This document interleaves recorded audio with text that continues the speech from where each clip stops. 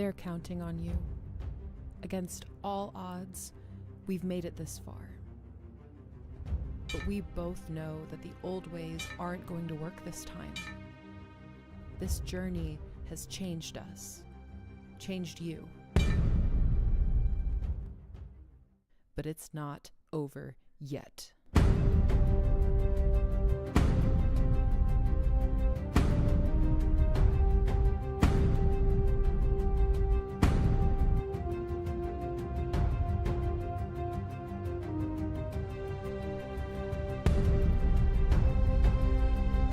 You need the right tools for the job.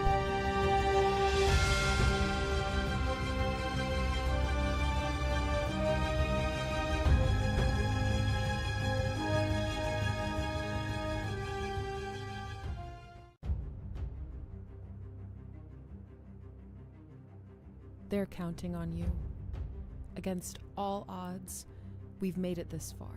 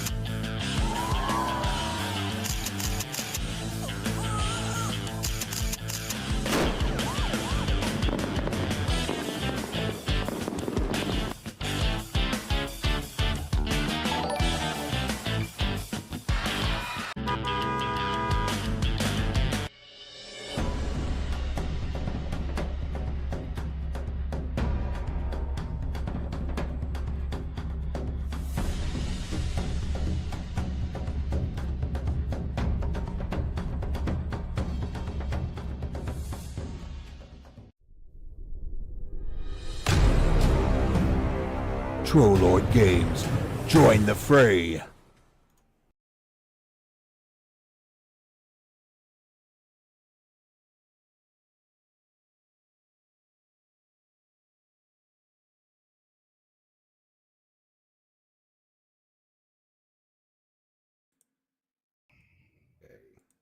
What is going on this morning with everybody? I got to fix the camera. It got messed up. Trying to wake up. What is going on this morning with everybody? Wow. I got to fix the camera. It got messed up. Trying to wake up. What is going on?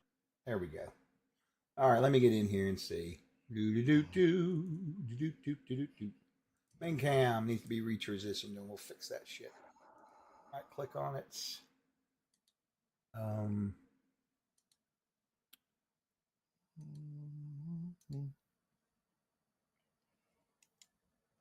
Oh, I see what happened. We missed Tina drop too. That's why that all changed. I shouldn't even messed with it. Shit. Oh well.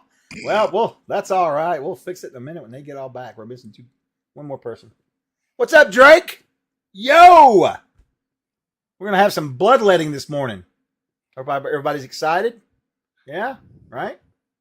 Excited to die. What's up, True Captain? How you doing this morning? I'm having part of a biscuit with some jelly on it. Yes, Chuck is teasing us with his biscuits. It is cruel and unusual punishment. And coffee. I mean, he would never, Good morning, Chris. How you doing, buddy? Good to see you. Oh, wait. You're here, too. Double the Chris this morning. Chat and camera. Hey, what's up, boy? Nightman, Rock, Johan. Bring out the meat grinder. That's what's going to be today in this nonstop action. Are you back, Tina? Well, she's back, but I don't think she's in the stream yet. Let me see if she is. Yeah, got too many windows open here. All right. Oh, I didn't even put my title up here. Hey, Chuck, real quick, a question. Yeah. Can you adjust the audio levels on your end in that software? Of course. You might want to bring me up a little bit because you sound good. It seems like I'm a little quiet. Okay, is it good? You're hitting your beams good. Now, what you hear might be different from what I hear because I can make you go very quiet or very loud. You can shut me up. I can still do interpretive dance to communicate. That's right. All right. What's up, Dirty? I'm playing Rob CNC game. Nice, brother. Nice. I'll probably be raiding in you guys. That's probably the plan. Dirty dwarf, my favorite dwarf. That's right. Because he's dirty. He likes when I stream. He likes my game, which says a lot about him. Just putting it out there, but I appreciate him. Okay.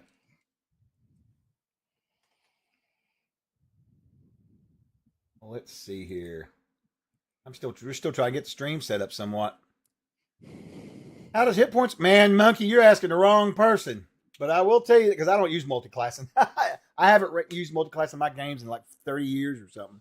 Because I'm just old and I don't know. I was younger then. But I don't know. I just got out of it. I told him, I said, guys, we're weird though. With CNC being the way Siege Engine is, I don't know, man. I don't even do multiclassing rules. If they say you want to trade an ability out for another ability of another class, sometimes I'll let them do it. I don't really care, you know.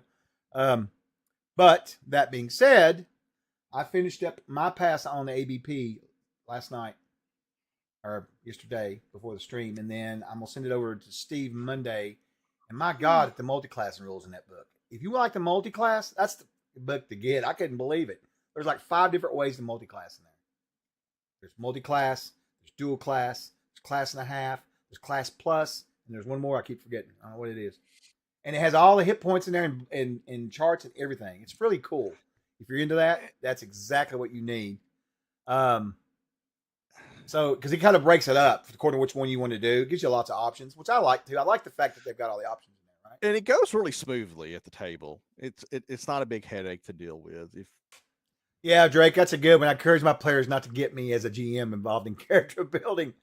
I did that one time, and we take 3 days to build a character because we had fun. Oh, look at Bill. Chuck promised us a TPK today on with the Mayhem. That's right. We got a giveaway going on. If you guys out there in Twitter or wherever you're at on the internet watching us besides Twitch, you have to come over to Twitch, unfortunately, if you want to get in on the drawings. We're giving away some codes. Just give us a follow, Xbox Point Raffle. Come to twitch.tv/TrollLordGames. You don't even have to watch it through here. Just come over and enter. We give the codes out on our Discord, and you can get you something off the store, you know? It will be mine. Yeah, that book's turned out to be... I wanted to play the Warlock yesterday in that game with Steve. He wouldn't let me do it. A new follower has joined the fray. It's no fun. My Warlock class is amazing. It casts limited spells. It's limited. Man, the shit it can do, like draw. You can literally take people's health from them through rituals, you know. They can sacrifice their own blood. They can make items cursed. All kinds of cool shit. It sounds great. Just don't do the sound effect anymore. You should be able just to click the link, Tina. I didn't change anything. She should invite me.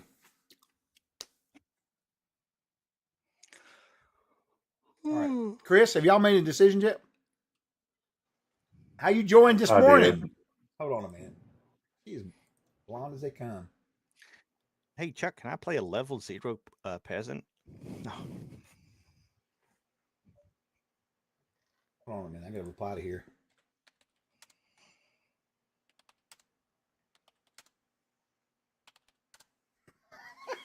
I just sent it to you in Discord again. Hey, thanks, Monkey. See there? Fellow ape lover. You know, in the old days, Monkey, before I became a troll at Troll Lords and I streamed all the time, I was known as Baboonski. So I love my ape family. All right, Chris.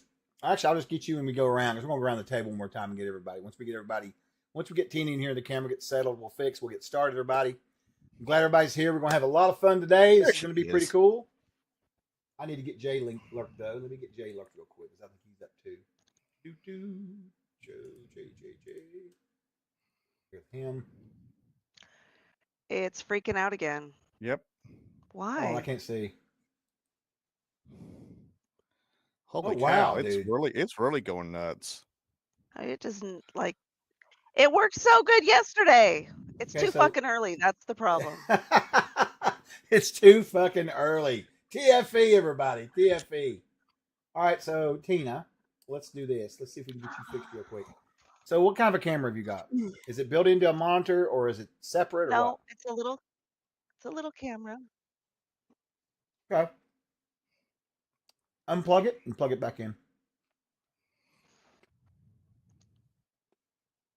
Let's see. Dungeons and Dragons, bitches. Nice shirt.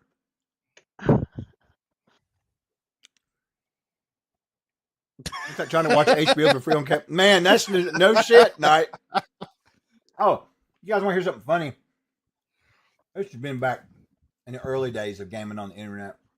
And I was in a group and we used to do Counter-Strike. I was young. We would travel around and do lands and stuff. And I remember one night we were playing in a match and this guy just disappeared in the middle of the match. One of my clan buddies just disappeared offline. And we didn't hear from him for like 2 weeks. And then what we found out was he was living in Atlanta. I am not making this up. He was living in Atlanta, in southern Atlanta, and he was paying some guy money to borrow his internet, and they had ran an internet cable from that guy's house through a pipe, a PVC pipe, to his house, and he was living off of it. And that guy, I guess, got kicked out of his house, so he lost his internet. Wildest story I'd ever heard in my life. But what the hell, man? And I thought about what you said tonight about HBO for free. You know, that's the damn craziest shit I've ever heard, trying to run Ethernet cables between houses. All right, now we got something going on. We got 2 cameras, Tina. What happened? There we go. I think that was just a ghost. Okay, did you? Yeah, you're looking solid I right now. unplugged it and plugged it back in. Yeah, let's just see. That may have been. I know that sounds crazy, but hey, Jay. Good morning, buddy. I'm getting you lurked too, my friend. Slowly but surely. If I can find everything on here. Here we got. I feel for Jay. He has to go be producer over on Tim's game and all his madness. Apparently, it's going to be some sort of PvP fest. My God, Tim's got a shit ton of people in that game. Yeah, it's like 10 people.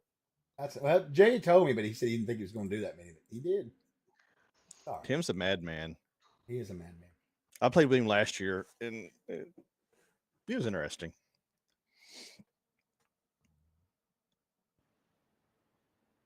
All right, I'm looked over there. Back over in our channel. Where's our channel at? It's us here. All right. First internet, second food. Tina, it's not doing it now, so I think we're okay. I hope so. Don't jinx it. All right, let me get back in here and get everybody set up. Then It worked yesterday, so if something's wrong with that camera and I have to buy a new one. Well, let's hope not. Oh, it looks like the cameras did reset. Let me get them fixed. Yeah, this is hilarious. Stone John's gonna be like, every week with you and buying something. What's up with this? It's all good. All right, let me see here. I'm gonna trim these down a little bit. Yeah, early morning games can start off pretty rough sometimes. That's the way it goes. Well, it's not really for you guys, maybe. What's that? Thankfully. What's that, Tina? Said it's not early for you. Oh my God, are you talking about? It is early. Sorta. I don't know. Is it early for you, or actually is it just late? Me? No, for her. Oh, it's early for her. Trust me, it's early. Seattle time. Yeah. Yeah, I like. Yeah, it's early. What time is it there right now? 5:17. Okay, yeah, okay, that's. I lived out there long enough to remember. I can do West Coast like that, but when I try to do Mountain Standard, I get all messed up. Do I not? I cannot do that one. I've got CST down because I work my job, right? But all right, let me get in here and get these. We'll get started here on this stuff too. It's still yesterday in Seattle. Yeah, no shit. Hey man, just like everybody lives like in Australia and New Zealand, you know, they're like a day ahead of us. Some of us a day and a half. Yeah. I never can get lottery numbers from those people. They need to give us some lottery numbers and get rich. Oh yeah, staying up and I'm so full. I'm waiting because I bought dessert and have it in a box upstairs. I don't know if I'll be. You people talking about food. Yeah. So I went to an all-you-can-eat steakhouse yesterday. So good. Oh. You're gonna have a hangry fighter this morning. Angry. Hangry. I want food, so I'm going to kill everybody in my way.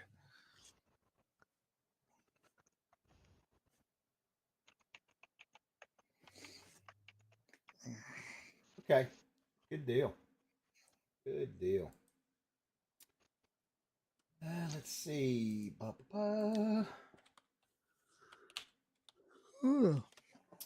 right, we're almost ready to get started here. Chris, how are y'all setting? Holy crap.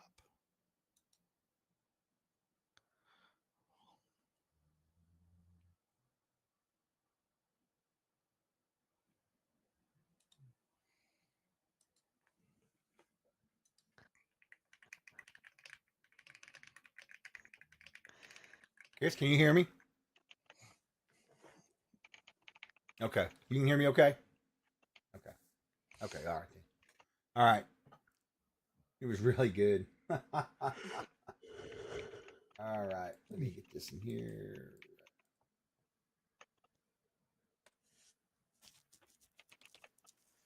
Sorry, I had myself muted. Oh, no, you're fine. You're fine. Okay, so we'll go around the table and we'll get everybody's characters. Real quick, we're running a game today for Virtual Greyhawk Con. I'm Chuck Cumbo, Community Outreach Director for Troller Games. This is my crew. We're going to be doing a part of Into the Dark.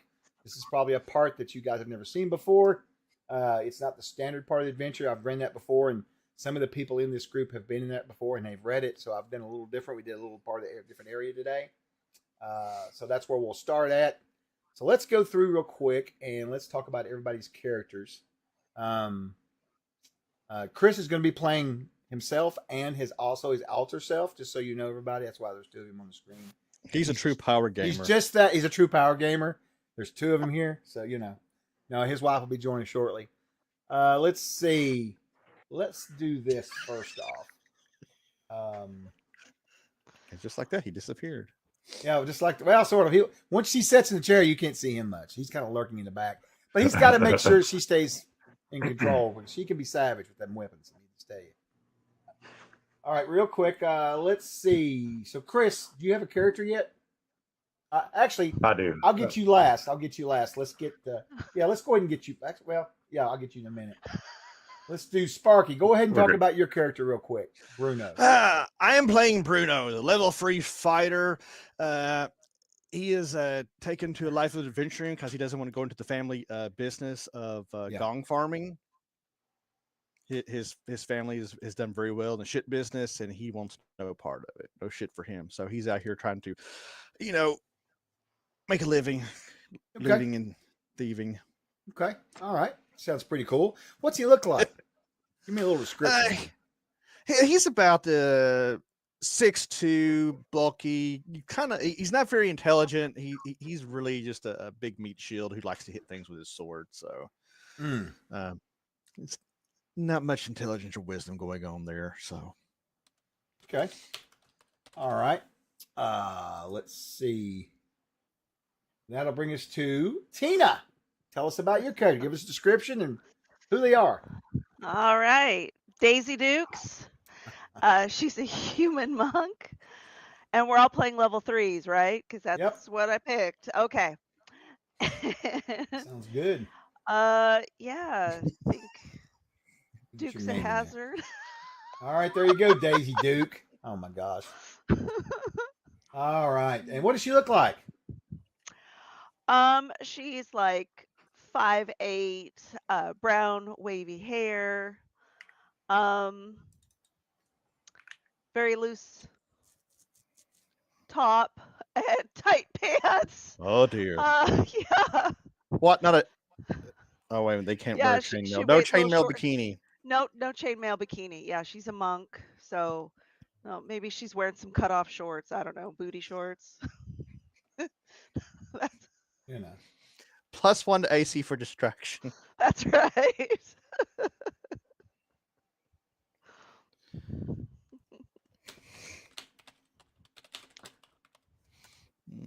Well, okay. All right. And then let's see. We'll go to Chris. Chris, what are you playing this morning? And tell us a little bit about it. Excuse me. Halfling rogue, Chubbs, Tiny Nubs, Tinklefoot. Hold on just a minute. Rogue, you said?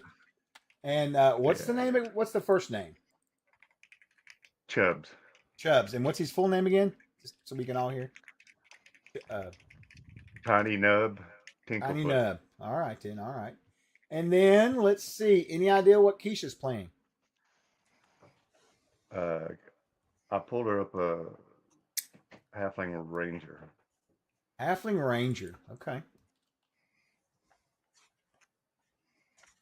All right. Interesting. I learned to spell halfling though. And we're gonna give her name. We're gonna call her Half pint. how about if you're Chubbs, we can call her Nubs. Lubs, Cubs, Bubs. Man, Chubbs really works. I like Chubbs. Actually, you know what we'll do? We'll call her Tylin for now. And when she comes in, she can tell us what her name is. That's what we'll do. The halfling with no name. I'm going to put my biscuit back here because I'm done eating it for now. All right. Halfling with no... Oh, there she is. She just showed up. Poof. No, we can't hear you, though. Just so you know. Hey, look, Chuck. This is my character sheet I printed out last night. Say something now.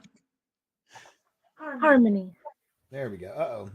Hold on a second. Let me get in here. All right. Say something right now. Harmony. One more time.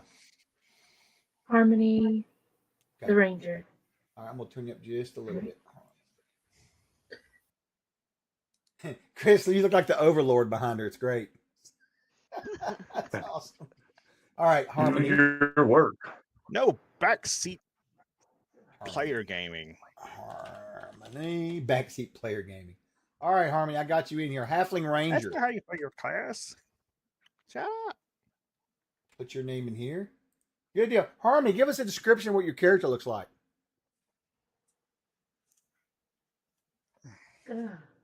Let me wake up. Let me wake up. They act like they just woke up. It's just like a... Hey, Chris, will you cut your mic? Can you cut your mic completely off? Because for whatever reason, it wasn't picking you up, but it's picking her up. I don't know why. Who knows? Audio. Because we can hear you through hers fine, so no problem. You can still hear me now? Oh, yeah. Because you got that nice, deep voice. Yeah, we can hear you. All right. Yeah. Perfect. All right. She's basically little brown hair with little straight with braids going all the way around it with feathers. Okay, right on, right on. All right. Just regular leather and quick and smooth. All right. No, this won't be for Gary Con. This I may never run this again. Well, we don't know because Jeremy.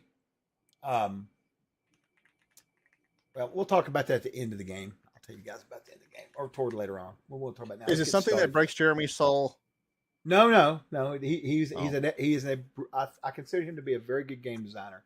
He is. But what he did provide me with something for today that's going to be really cool. So today we're going to play Into the Dark, which is from our starter set. This is going to be called the Cold Ruins adventure out of it. You will not find that in the book anywhere. That's the title I came up with. I modified a little part of the area, as we do with our games. And you four are in the village of Dry Gulch. Dry Gulch is a small village located in a small little area between some mountains. It's like a large open, think of almost like a massive flattened area of different terrain surrounded by mountains. I wouldn't say a valley because it's pretty broad, right? In this area, you have to the north an old and ancient forest, mist-ridden, mysterious. To the west, you have what's known as the Windreach Hills, far away that lead up to the mountains. And to the south, you have what appears to be just open plains and scrub. And then to the east, there is a river known as the Lar River that leads down into a swampy area and ultimately into a lake, swamp lake sort of thing to the east.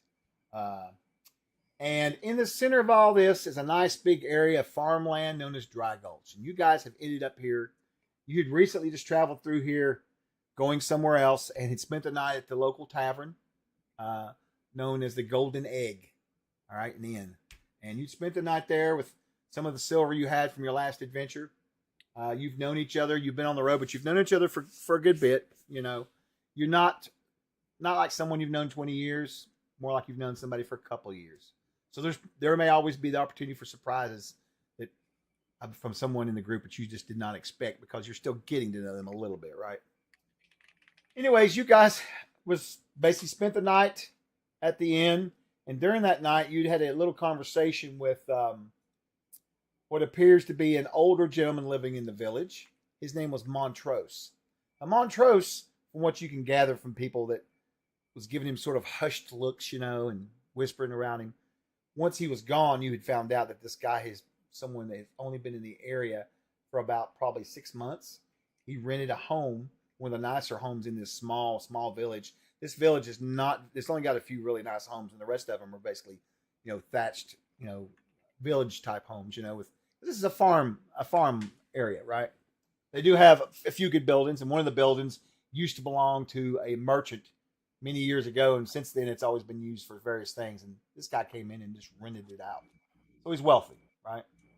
Nobody knows a whole lot about him, but Montrose had sauntered over to your table last night, and while you guys were sitting there finishing up your meal and sort of enjoying some time before you went hit the hay before you headed out the next morning, he approaches you and offers to see if you guys would be interested in going in the area for him. He's been looking for a group, but when he came here, he was expecting more, but not really an adventuring town. It's not really a hub unless you're into farming, right? So he was really excited when he seen you guys roll in. So he'd been dying to talk to you. And so he's offering to pay each of you now, a trade bar of gold, solid gold. Now this trade bar is worth 200 gold pieces.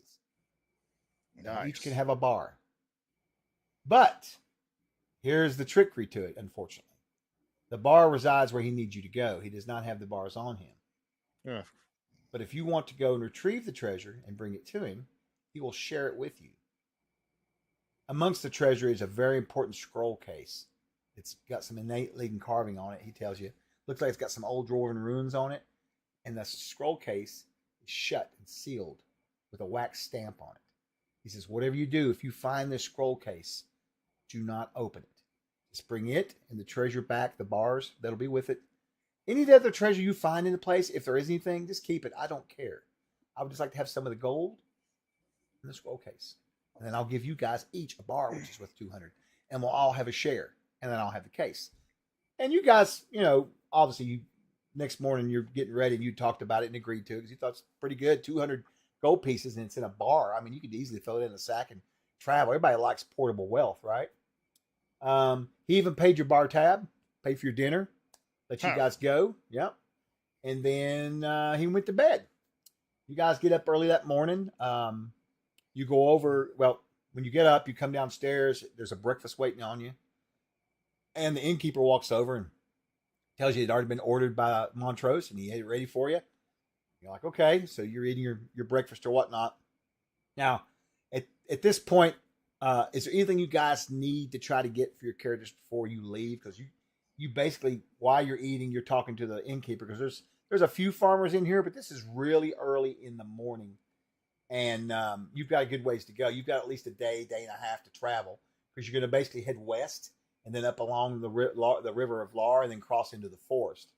And then ultimately, once you go into the forest, you will find where these old ruins you're looking for, right?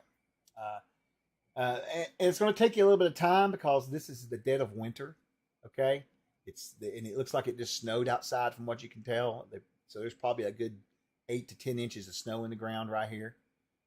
So you may run into some drifts on the way. So you know it's going to be a little slower. So you want to make sure you get going, soon. Is there anything you guys need or want from the town you can think of? No, it should be pretty. Oh, they're very cold ruins, Drake. That's the rumor, anyways. Do you think, what did Chris say? He thought he was good for everything? That was me. I mean, that was you. I didn't see the camera. What's that? Brings in winter snow clothing or gear. Oh, it's not going to be that cold. I don't think you have to worry about that, honestly. No, it's not like y'all not deep north. It's just a good early winter snow that's dropped. It's actually quite wet, fresh, but it will slow you down just because of travel, right? But other than that, you don't have to worry about anything like that. No, I just thought if you guys want, if you need any last supplies for your left head off, I was going to let you do it. Hey, Jen, good to see you. We need Yes, it is early.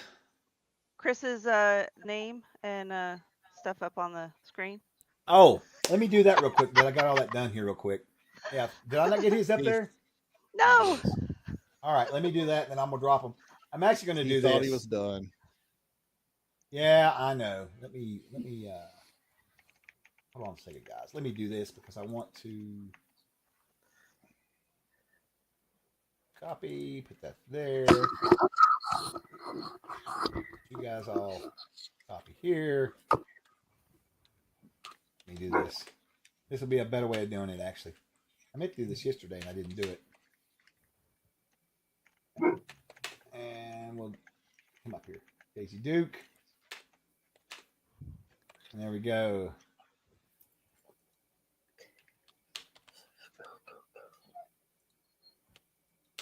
Okay, I'll drop this in the chat so everybody can see it. Should have done that yesterday. That should work. We will hit a little button here and pin that jewel. And then I'll go over here and fix Chris's character on the stream. Thought I grabbed you, but I guess that's right. I did not. There we go. All right, you're set. And there we go. That's in there. Now, we currently do not have any boons or any reroll potions. So you guys know what that is. Basically, Tina's going to keep track of them today. If y'all want to help affect the game, you can. I'm going to do things a little crazier than Steven. So everybody hear me right now. All right. Boons are +1. And there's bought with channel points, right? You can do a reroll potion off of 500 A new biddies follower or a has sub. joined the Okay? fray. Now, you could pick to buy these for me, for one of the players. And I will allow the players, if they're okay with this, I can too. We can use our +1s or we can use our rerolls against each other as well. Like you can use them against me and I can use them against you. What do you say? I like that. You up for that? So just so you guys know, when you buy them rerolls or buy me rerolls or buy them boons or buy me boons for +1s, we can use them. I can use them against the players and use them against me. So we're going to put that out there. I will see how that works today. Not 100% sure, but we're going to find out, right? You know. No, there's not going to be no river. Well, there is, or actually is a river, sort of. Yeah. So we'll get going with that. So you guys are going to head out. I am going to, let's see here. I'm going to actually start everybody off. Tina, out of my good graces of Troller Games, I'm going to give everybody, including me, a boon of +1. I'm going to spend 100,000 channel points to get it done. Okay. Because I can do that over here. But I'm not going to do it in the chat because there's no point in it. I don't think I can. I think it's just because since it's a stream, right? It's our channel. So. All right, so everybody's got a +1 to start with. Now, you guys get yourselves ready. You head out. Montrose does not seem to appear the day when y'all head out. He told you had some business to take care of, so you're not necessarily looking for him, but you kind of hoped you'd see him. You don't see any sign of him. You're going to travel approximately. Oh, and also, Hacko, anybody, when you buy a boon, make sure you tell us who it's for. I meant to say that. I forgot. Let us know. So, and Tina, if you can think of it, you can ask him in chat too. But like that one right there, he just bought for me. You see that? He bought me one already. Because, you know, Hacko's a great Did it guy. say to you? No, he didn't say that. I made that up. Oh, I'm like, damn it. Don't give Chuck any. Chuck gets don't none. listen to her. No, that's not true. All right, so. Oh, so mean. So mean. Oh, no, surely not. Surely not. All right, let me see.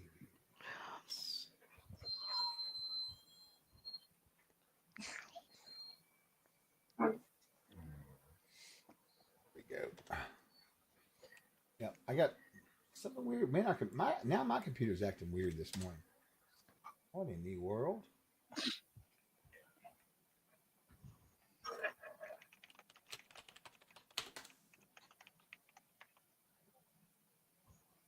Yeah, I don't know. It doesn't seem to be working really out like well. There it goes. Okay.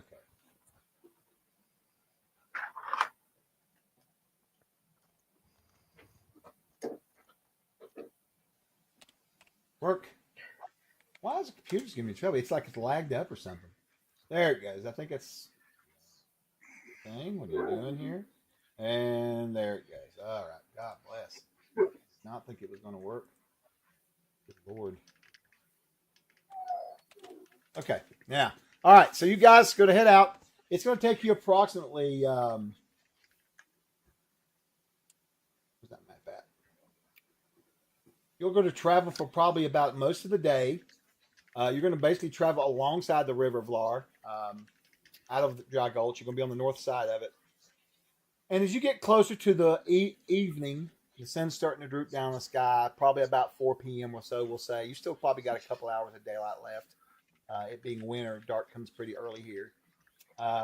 When you see the area that you know that you need to start heading north, right, to go into the forest, you can see you've come to a part where the river kind of swings in near the river, near the forest, and you can see this snow-covered, tall, dark, dense pine forest just off to your right there. As you're going along the river, you can just see it as it comes into view.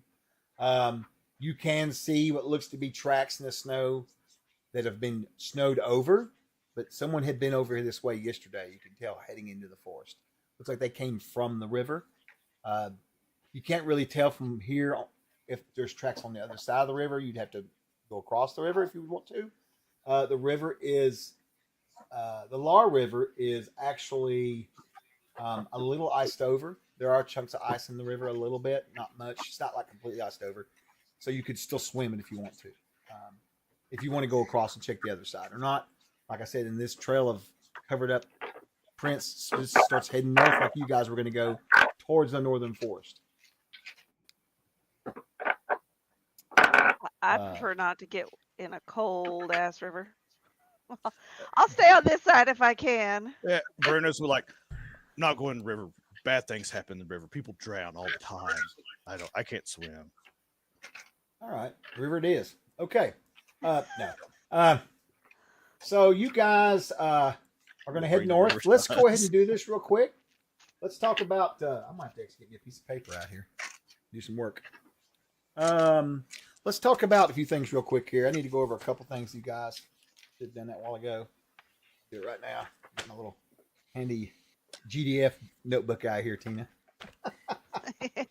All right. So, and let me bring up my list of characters real quick. A couple things I want to get from you. So, Chris, what is Chubb's AC and hit points? 14 AC, 17 hit points. Okay. And he is a halfling rogue, correct? Yes. Yeah, I don't really need that. I guess I got that. And then let's see. Let's go in here. How about you, Keisha? What is Harmony's AC and hit points? Okay. AC 17, hit points 22. Okay. And I wrote down the word hit points for 22. That's brilliant. That's right, folks. Come watch classes on dementia with Chuck Cumbo. All right. So Daisy, what you're doing a human monk? What's your AC? Yep. 14, and I have 32 hit points. Oh, meat shield. No. Right? She said no. And then No, Sparky. you are the meat shield. What are you playing? Bruno, right? Bruno fighter, AC 17 and 25 hit points. Okay, that's not bad. I can do something with that, guys. Right? Not bad at all. Let me get my dice out here. Well placed fireball. Well placed fireball. All right, let me get my dice out Chuck would here. have to do something far worse. He's more creative than that. I'm not creative at all. All right. Let's see. Put the vape over there. Put this here. Put that there. Oh, at least match up. Yeah, like that. Cool. I'm getting some of my dice out here and getting ready. I'll put my. Okay, my granddaughter brings. Oh shit! I just lost her kaleidoscope. Oh well, I'll get that later. She brings wildest stuff to my desk. I never know what I'm going to find. I came here the other day and there were 4 baby Jesuses in here on my desk, like little eraser Jesuses, and they each had a different She's color trying to tell you sash. something, Chuck. They each had a different colored sash, though. How do you get like a green, a blue, a purple, and a? I was like, where do these come from? I don't know. And like aliens, like she brought me this yesterday. She made pizza at school, so I got a slice of pizza. She's so sweet, and she's learning to play. She's 4. We'll be 5 in March, but she's learning already. Really good. I like it. I let her run me through Candyland. She makes up encounters. So it's fun. All right. Anyway, let's get focused. Papa, she won. Yes, I know that. She actually, funny, she calls me Pappy, believe it or not, Jen. That's my name is Pappy. So she got me this right here for my birthday this year. My water glass. World's greatest Pappy. Look at that. Anything you can get off Temu. Even Warlocks, like chat did yesterday during the game, it's calling me a Temu wizard or whatever. Yeah, not Warlock wizard. They called me a Temu wizard. That was hurtful. That really hurt my feelings. Now I'm the one that called you Temu Aragon when you played the Ranger a few weeks ago. That was mean. And that was mean. Everybody likes to make fun of me, give me a hard time. I don't know why. Thankfully, friends like Hoyt and Drake and I don't know, Sparky and all these wonderful people in chat here. They're so good to me. Touch is nice. Actually, Touch and Dirty are pretty good to me, but the other ones aren't. Anyway, let me get this up here. Castle source. Done. I'm bringing up a picture for you guys. And we'll get started with that. Maybe I will. There it is.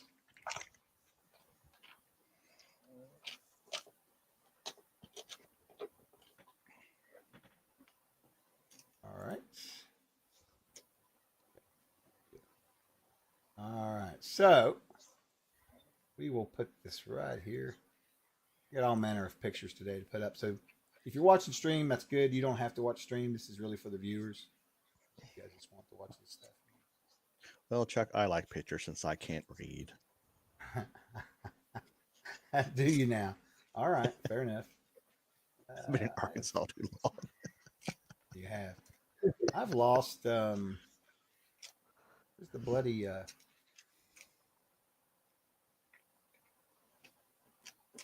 Hold on a second. I want to do something really crazy. Okay, that didn't work. So where's that damn?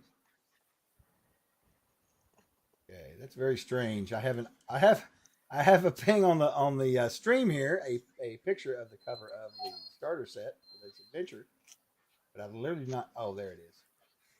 Where the hell is that at? And then I will put this up here for now. There we go. So that's sort of what it looks like. You guys are going to travel through the forest for a good bit. It's not going to take you long to travel through the forest. We're going to kind of speed through this a little bit. And it's covered in snow. And eventually you're going to come up on what looks to be a giant hill. And up there sits these ruins, right? The day is sort of overcast as snow is starting to fall. This area is sort of really misty. It's still morning, but it kind of feels like afternoon as far as this how you can look. If you see the picture, it's sort of a dull look, The sky's now become covered with clouds over this snowy week that they're having in the area. Right. What's going to be the marching order for you guys, typically? Well, I figure it's either going to be me or Daisy Dukes on point. I mean, since she's the meat shield. No. Fine, I'm in the I'll middle. be fine. I'll be at point with my shield and sword. Okay, so Bruno's first. Yep. How far out are you going to go? Or are you going to stay with the group for now? Not too far ahead. Okay, that's fine. So who's going to be after Bruno? I'll be second. Okay, so Harmy's second it. I'll go third. All right, and that's going to be Daisy. And then bringing up, last but not least, would be Chubbs. All right, Chubbs. Now, you guys, like I said, had marched basically over these open plains. It's snow-ridden. You didn't really run anything much. You saw a few hawks in the air and not much, just these footprints. And eventually, the snow starts to fall again. And then whatever you were following, you couldn't really tell because the footprints were already covered with snow. Begins to get covered again by light snow that's starting to fall now as you guys start heading in that direction. The wind picks up just a little bit. And ahead of you is this forest. and jutting out of the forest is this hill with these ruins on it. You guys are back a good bit. I'd say probably a couple hundred yards. You can just see it out there, right? What you like to do is you're standing there as the wind is blowing your hair and the snow's starting to come down lightly. I'm spitefully muttering under my breath about how cold it is. It is cold. Can we hurry up and get in there, get this over with? Lead the way. All right. Yeah. You guys, I just look and see if there's any tracks as we go up there, see if there's how much activity going that direction as we're going. all right. So go ahead and give me a tracking roll, tracking check. Your character. I think that's going to be. What is that? Is that a wisdom? Right. Yes. And 13. now 13. that total was that prime or non-prime? A Actually, prime. this is a good point. It's a really good point. Let me explain a little bit for people that's watching, because anybody's watching that's never played C&C before. So in our game, you have primes and non-primes. All that means it's a +6, really, at the end of the day. You don't have to worry about the math, of course, right? This means some things you're better at than others, right? So if you have a prime and strength, you can make checks much easier, right? That's all. All I require is for you to do is you just basically are going to take the attribute. In this case, it would be wisdom, right? You add your level to it, and then you add your modifier for wisdom. You've got a +1 modifier or +2, whatever. So you would take the roll, add in your modifier and your level. That's it. And then tell me if it's prime or non-prime or secondary. Either one will work for me. So what did you get total, Keisha? 19 prime. 19 prime. Look at that. Sweet. She got a 19 prime. She's checking it out. All right. Keisha, that's a good question. You look it over and you do see some minute tracks in the snow. They weren't very, very obvious at first. And as you kind of bend down and get your knee on the snow and look down at it, look at it closely, that's a pretty good roll. I'm going to say that you could tell that this tracks looks like a monster, a fiend, something that everyone cannot stand, and that's a goblin. It looks like there has been a solitary goblin recently, very recently through here. Looks like it was probably early this morning that was coming along. It looks like he must have came from a different direction from the river, maybe? You're not 100% sure, because those tracks are kind of erased, and these are being erased as you're looking, as the snow's coming down. It looks like he was heading right up that hill right there. One guy. There's a lone goblin up Yeah. ahead. Lone goblin. I mutter, there's never just one. There's never just Exactly. Exactly. Yep. So what Maybe you a want to scout. do? Maybe. They're probably looking for cheese. Goblins love cheese. A step behind the. Start heading that direction and looking. Yep, I'm trudging up to the ruins. Keep my eyes out.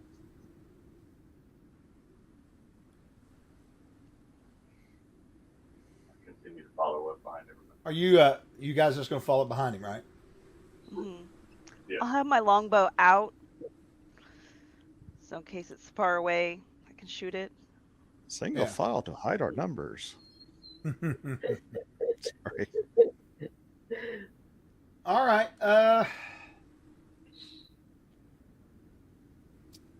You go.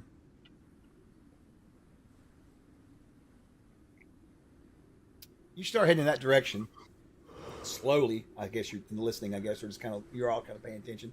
All you can hear is the howl of the wind, and you start walking up, sort of up the hill a little bit there, and you can see. You can see what appears to be an opening. Looks like maybe this was like there might have been a wall there, but it had all crumbled. And it sort of was wide open as you're walking up the hill. Like you can see if you're watching the picture there. And you're not quite up there. There's a mist coming up, from the fog and the snow and everything else. And it's just really eerily quiet. When you get almost to the top to where this giant walls are up from this old structure, You can't even hear a bird or anything now, just the wind. It's just so eerie. The hairs on the back of my neck stand up. Yes.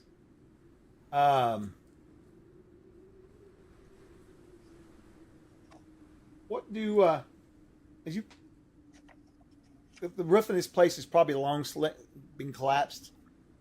You can see moss on the walls covered with this ice and snow. There's large loose chunks of stone everywhere, right? A lot of that's covered up with vegetation, so you know this place has not been dwelled upon in many, many, many, many, many, many, many years. Up ahead, in the center of this area, you know, even without walking up, as you guys walk up to the edge, you can see in the center of it what appears to be a broken. It almost looks like, you know how like a mausoleum would look in a graveyard, kind of up square, right? It looks like something like that, but there's nothing left but ruins and crumbling. And it looks like a staircase might be going down into the ground. You'd have to go out into the center of this large open area right here of rocks and stuff. Whatever was here before has crumbled and went away, and grass and roots have come up, you know, covered in snow.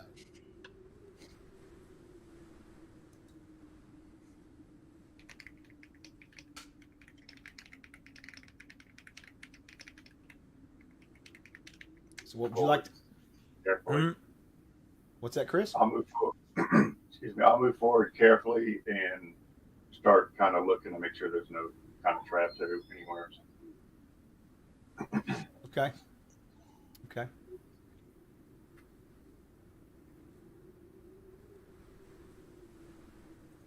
There's no any more. Do I see any more of the tracks of the little goblin? You know, you don't see any. Oh, you know, that's a good point. You know, I'm going to say that you can still see these. You don't have to roll. And they're definitely heading straight towards those stairs. I'll look to see if I see where it stops, like if it stops at the door and paces there for a little bit, or.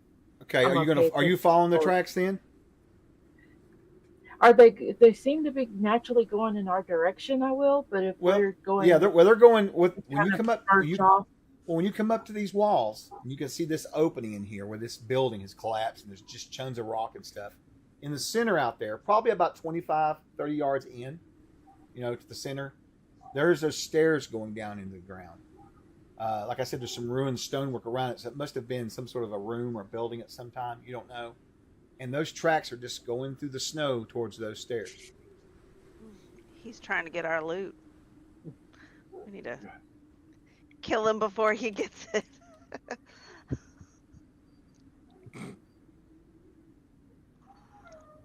So what would you like to do with that?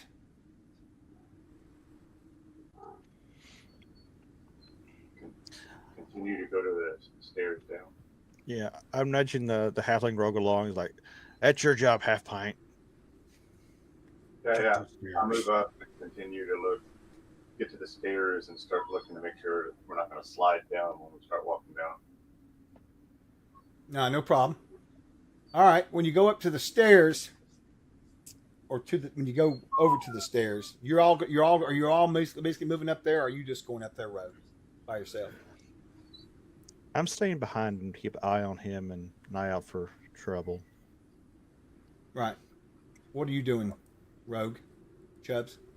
You're going to go up and check the stairs out? Yeah. So what about you, Daisy? What are you doing? You said it's about 20 feet. 25 out. Yards. Oh, 25 yards. Yeah, this is there used to be a massive building here, and it's all gone now. So you've got this outer I'll shell. get up closer. Okay, so like halfway in between. Okay. And how about you, Harmony?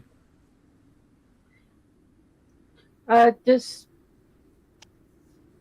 kind of follow, but just keep a lookout for anyone coming up. So I guess you and Daisy, it sounds like, are kind of watching everything, as is Bruno. Yeah. Okay, so you guys are kind of, I'm imagining you and Daisy are probably halfway towards them. And then maybe a third of the way more is probably going to be Chubbs looking, or not Chubbs, but Bruno kind of watching. And then Chubbs is kind of going past Bruno and going up to the stairs. I'm assuming you're going to check for any kind of nasty stuff that might be hidden, is my guess. So you sneak up or walk up to the stairs. Right off the bat, before you do anything, well, Actually, no, I take that back because the stairs up here have been covered in snow going down. You can make out little imprints, and you assume that's the same tracks that Armin said, "Hey, there's a goblin here." What do you want to do, Chubbs? I'll start kind of searching the stairs to make sure that they're going to be stable enough for us to go down. Okay, so give me a I guess whatever the best check is for you. Traps, probably. I'm guessing find traps, probably. Yeah. Give me that. That'll work.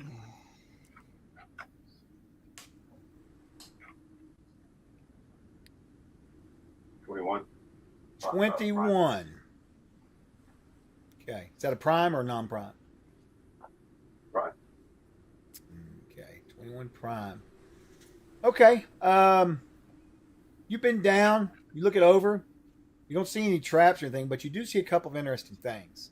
The stairs made of stone, solid, so you feel like it's in pretty good shape unless there might be a trap hidden underneath it. But oddly enough, you see something. Get a little closer. Looks like dried blood. Whatever was making these footprints was bleeding.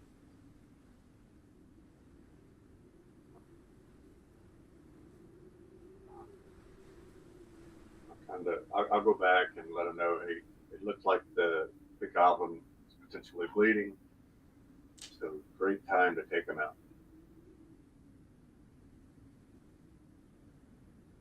You guys hear that? So how do y'all react? You guys go ahead and move on forward up to where he's standing next to the stairs?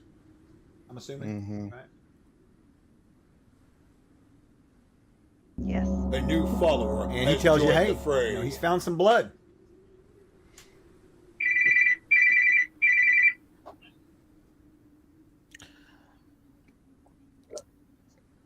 I look Once at the rest.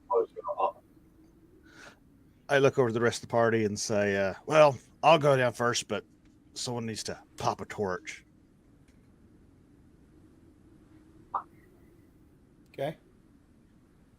I'll put my bow away and do a torch. I can Okay. still throat punch someone and hold a torch, so That's right. Oh, so you're carrying the torch. Okay. I'll So carry the are we going to torch. go down with Bruno and then Harmony and then Daisy carrying the torch and then Chubbs? Does that sound about right? Yep. Yeah, unless they want me to continue to check the traps at some point. That's true too. Keep a track. You do have the ranger who's good at checking for traps above ground, and then you've got the rogue who's good for checking for stuff in dungeons. So keep that in mind. That's for sure. What was I going to say? All right, let me get this turned on here. I'll Okay. switch the position too. Okay, so you're going to back up. So let's do this. Chubbs is going to move to the front. Harmony, you want to bring up the rear, maybe with your bow out? And Yes. Put Daisy in the middle because she's got the torch. How's that sound? Okay, all right. I got to make a note up there. All right, so Bruno, you begin to head down these snow-ridden stairs, covered stairs. You'll get down probably about, gosh, I don't even know, 5, 6, 7, 8 feet where it starts to go underneath the ground, right? Go in. And as you get into there, there's less and less snow, then eventually just stone stairs, right? And I know you're making your way down there really cautiously, correct? Yep. Okay. Anything special you're doing, or you're just going down the stairs? No, I'm moving down cautiously because I didn't fall off the turnip truck yesterday. The day Okay. before that, yeah, but not yesterday. Okay. Well, you'll get down underneath the roof there, probably a good couple, I'll say probably another 5 foot. And you'll notice now that you're good and proper out of the cold snow on the ground there, or the stone. You can make out blops of blood now that are definitely from this morning. You can tell they're fresher. And out there, they were much more dry because of the wind. And you'll come down through here. You'll probably go a total of about 40 feet down. Just a long, dank staircase. And then you'll see ahead of you, with the light from Daisy's torch, that it looks like it kind of stops and it kind of levels out. And you can see what looks to be a archway. And this archway looks to be like you would imagine it to be, stone block. And then the keystone at the top looks to be some sort of alien-shaped looking skull. It's been carved into the stone. It just looks so alien-like. When I say alien, I mean as an unknown to you. It looks horrifying almost. Very weird. Some sort of weird shaped skull. Clearly, it's got 2 eye sockets, some an area where its mouth would be, but it looks almost like it has bone horns coming off of it. But this is all carved into the stone. In the archway itself appears to be a door.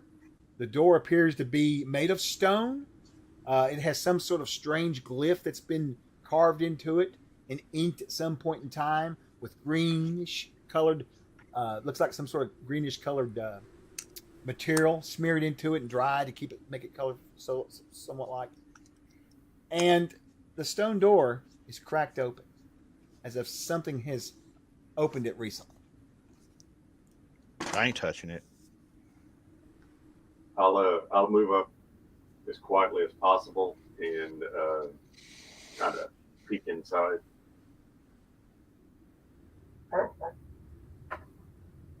How tall is the door? The door is approximately 8 foot tall.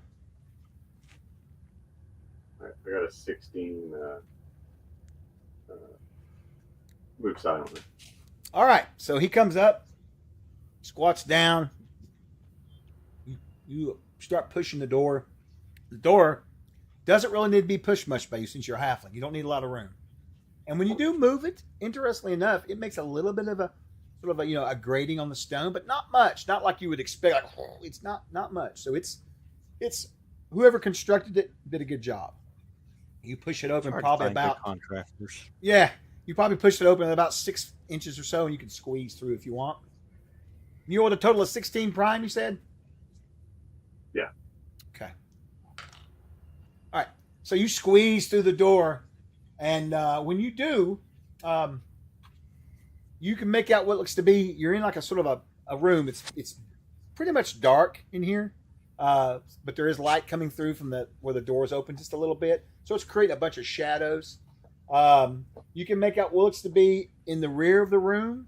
Looks like you look and you see what appears to be, I don't want to say it's kind of like a stone altar, but on top of it sits what looks to be some sort of a chest made of bronze. The chest, from the flickering, you can't really make out much about the chest unless you get closer, okay? You can make out a chest on there. That's approximately 50 foot in. It's at the back of the chamber. This chamber is a rectangle chamber, so 50 foot by about 30. So good size. There's no other equipment in here at all. There is a sorry, my dogs are moving in. There is looks to be a sconce on the walls, but they're not lit and doesn't look like anything in them. You're just looking around whenever you can with the light from Daisy's torch comes through. Now there is one other thing a couple of things in the room. On either side of the chests of this, where this is set up on this sort of stone altar kind of thing, are two statues. The statues look to be sort of like, they look almost like, best way I could describe it would be like an undead ghoulish type person, but where the heads would be maybe human-like or elven-like or goblin-like or whatever. It's the same sort of head as you saw over the archway. It's sort of a grotesque-looking skull with horns coming off of it, right? Prominently in front of all this, on the ground, you see a creature laying in a pool of blood. You can't make much about it from where you're at in the dark. You're going to have to go in the room further and bring a torch in. All right. I'll kind of reach back out of the door and motion for everybody to come in, and I'll start still moving as quietly as possible towards the body. Okay, how about everybody else? Do you say anything to them, or you just keep going? No, yeah. I reach back out. Okay. I thought you said that, but I wanted to make sure. Okay. Yes. What do you guys do? I follow it. I follow him. The ladies, y'all go as well, and just go in order, I guess. But Bruno, Yeah. Daisy, and Yeah, I'll Harmony? stay along the wall because you said there's two areas to stick torches, two sconces. There's sconces in here holders. along the walls. They're just on both sides going down. So There's three when I on each come side. in on the left side, I'll just hug the wall till I get that first sconce, stick my torch in it, and then light another torch so that there's. I will tell you this. I didn't tell you this in the game. I am. In fact, I probably should ask you guys. Let's just go ahead and ask it now while we're doing this. Chubbs, how many torches do you have? Let's see here.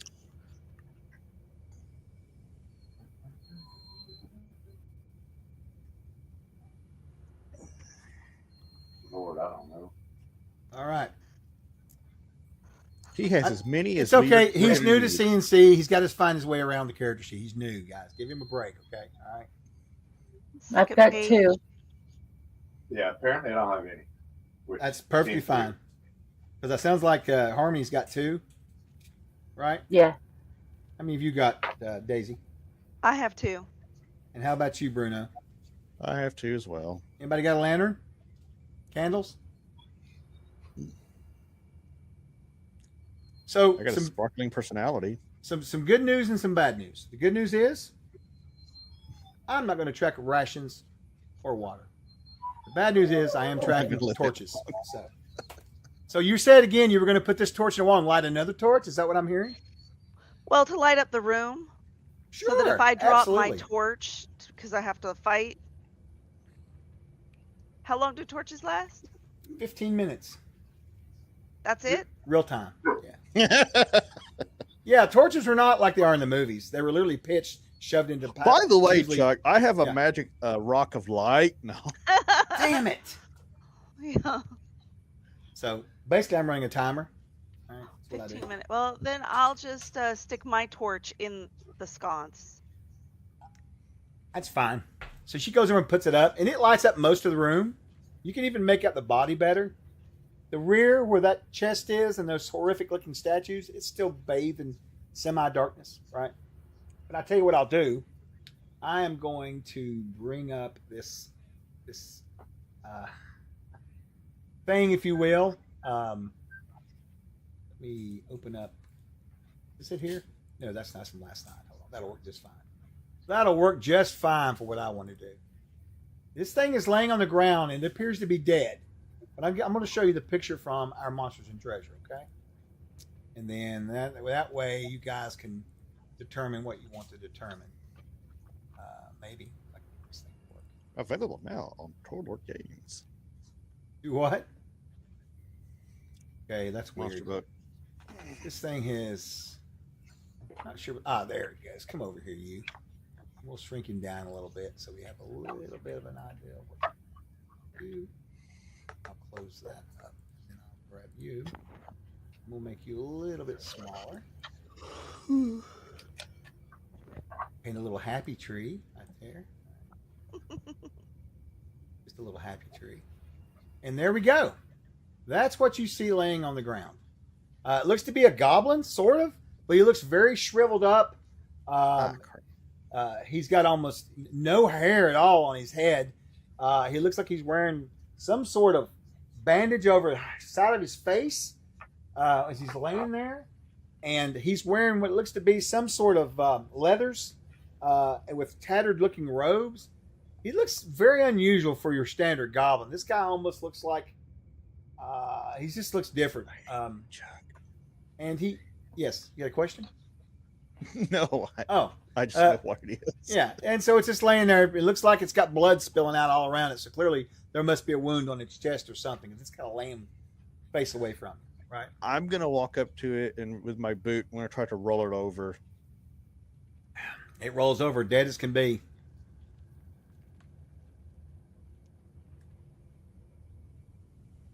A motion for the rogue to check that thing. I'll go ahead and stab it once just to make sure. Right? Double tap. All right, I'd you cut stab its it. head off. Yeah, got that. And when you stab it, he said he rolled it over, so you're kind of hitting it in the chest is what I'm figuring, right? You can see a wound there in the chest already, so you just kind of stick it there again. When you do, though, it stops and hits something. And you feel something hard, and it's not like bone. It just feels kind of weird. So you kind of look down and kind of take your... What was you stabbing it with? What kind of weapon? The dagger. Okay, so you've got your dagger, and you're kind of messing in there, and you pull out, and you kind of hold something on your dagger, and you don't even know what to think about it. It looks like it's about this long. It looks to be a shard, or it looks to be ice. But the ice isn't melting. And it has a faint glow to it. About that long. And it looks like that's what killed him and pierced his lower area. He started bleeding out.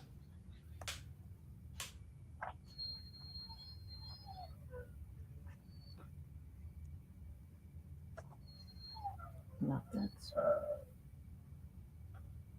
Something shooting ice shards.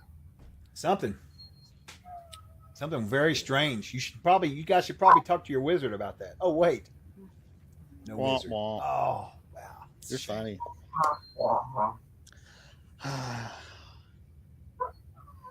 All right. So what now? Wait, where's the body in relation to the two statues? It's probably about 20 foot. So it's probably 30 foot in. Then there's 20 foot Like- to the statues and the chest. All that. I'll start searching around in the general area, going towards the chest to make sure there's not a pressure plate or something to shoot out another ice shard at us. Well, I guess the ice shard, maybe it came from outside. But Right. I don't That's get- the thing. That's the thing about it. Now you're beginning to want. That's just really weird. So, but you say you want to give a look around? Go ahead and give me one. You may check for traps. I'm assuming you're checking the area around the statues and the chest and all that. Hell, we'll throw in the chest as well if you like. How's that? Yes, sir. So generous. 19 prime. 19 prime. All right. You don't see any traps anywhere on the floor or anything, but you do see something odd about. Remember, I told you that chest was sitting on like a stone altar, almost like a square block of stone.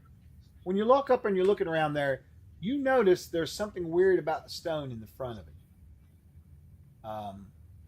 You don't know what. On that roll right there, that's a really good roll, but it wasn't enough to really. All you can tell is it looks like when you get down there, slowly looking, there is a small indention in the stone. I'm talking small. And it looks like that there is a crystal embedded in that stone. Okay? And give me an intelligence check.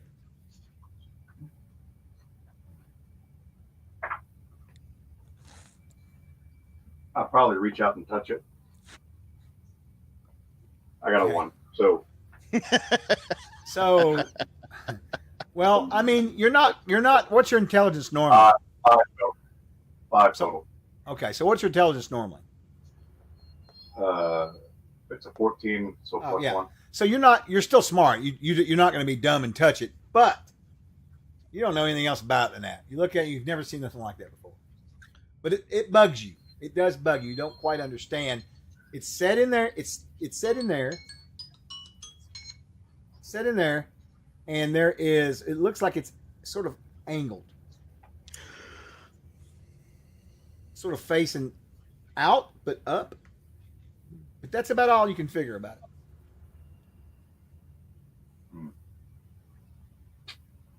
There's some type of crystal in here. Maybe one of y'all know what it's for or doing. I immediately say, not it. Like, well, don't touch it. She'll be fine. I'm not touching it. What's the worst that could happen? Yeah. You get an ice shard in the chest. Yeah. I won't. I'm going to be standing over here when you touch it. Sparky, if you never played Borderlands, there's probably guns in there, dude. You open the chest. Come on. All right. So you That's tell not my the job. group what's going It's on. his job. What do you ladies think? What's everybody think here? You got to do something about this. Because torchlight's burning. Okay. Well, somebody's got to open it. And I have ran dungeons before with a group that had no light. It's terrifying. I won't lie.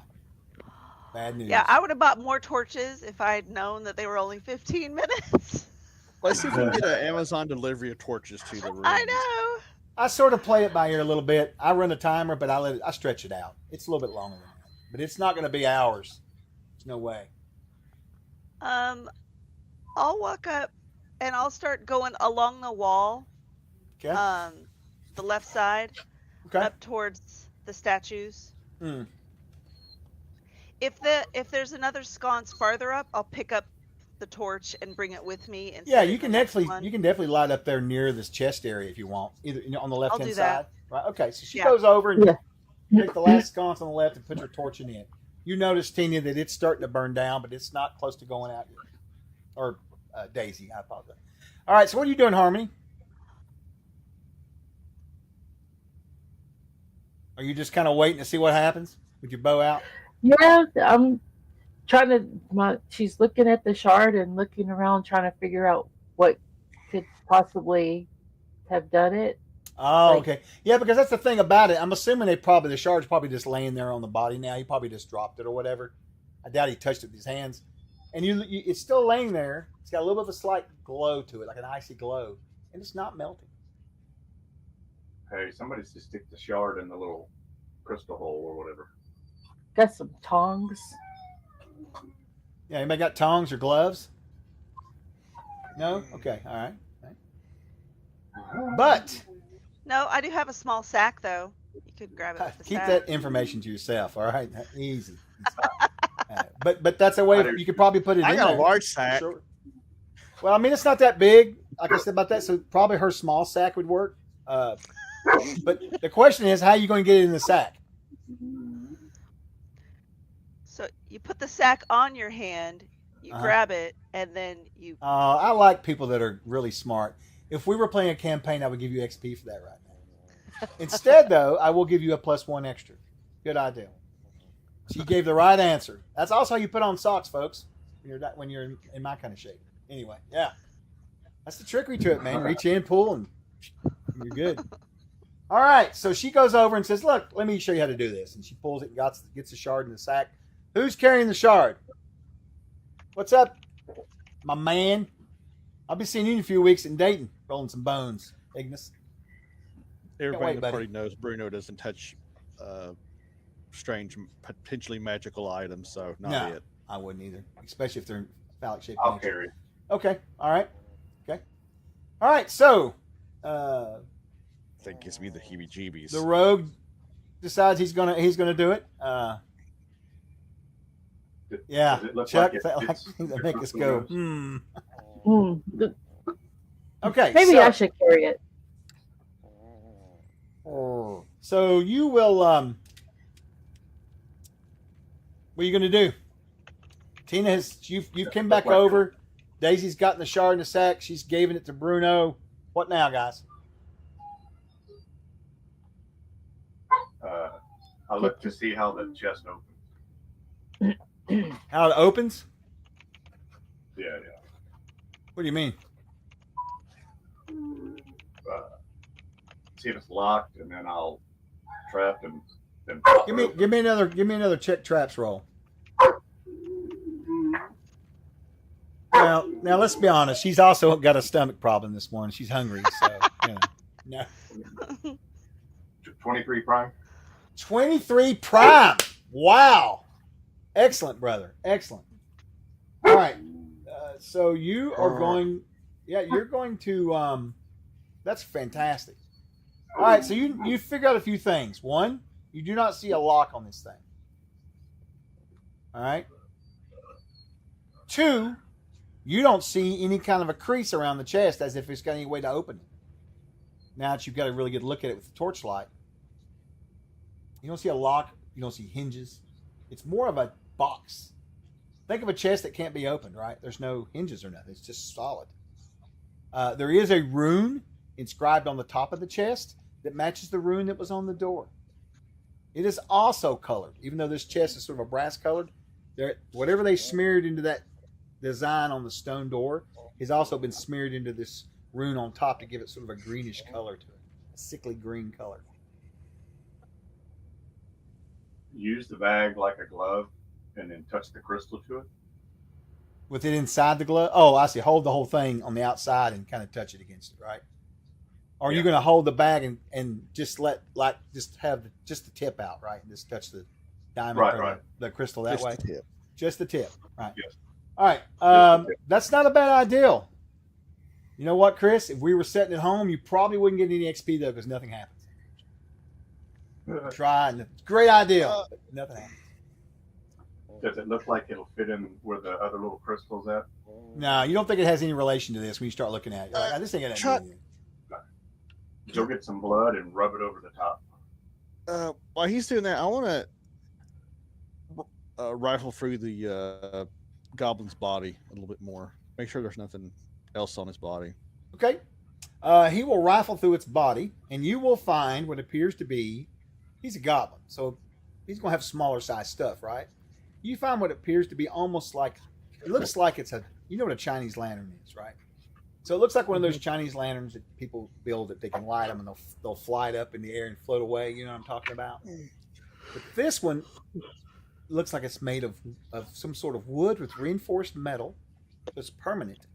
So it's just a little tiny little lamp, I guess, right? It's got a little piece of metal coming out of it about that long with a round ring on it, as if it could be hung or you could tie a rope to it or whatever to hang, right? And when you pick it up, there's sloshing around. There's a little bit of oil in it. So you think this thing could probably be lit. What's the most interesting thing about this is you find this inside of a wooden case. Not like hanging off his belt or in his backpack. It's in a case. You open it, you're like, what is this? You open it, and there it sits inside of there. Outside of that, you'll find a few gnawed rations. There is a strange bone with runes all over it. You don't know what the bone is, from what creature. And it looks like he's got a water skin with about a half a day's worth of dirty water in it. That was about it.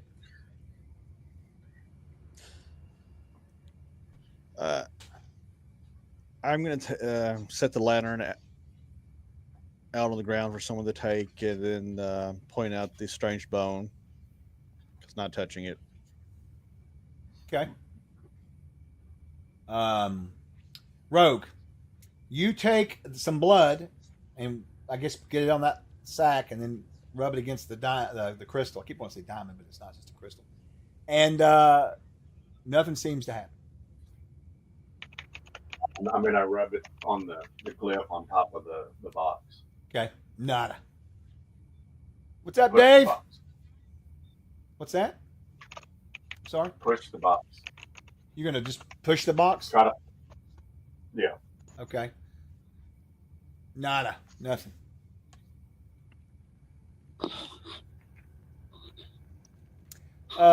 Bruno, do you let the folks know what you found in the case?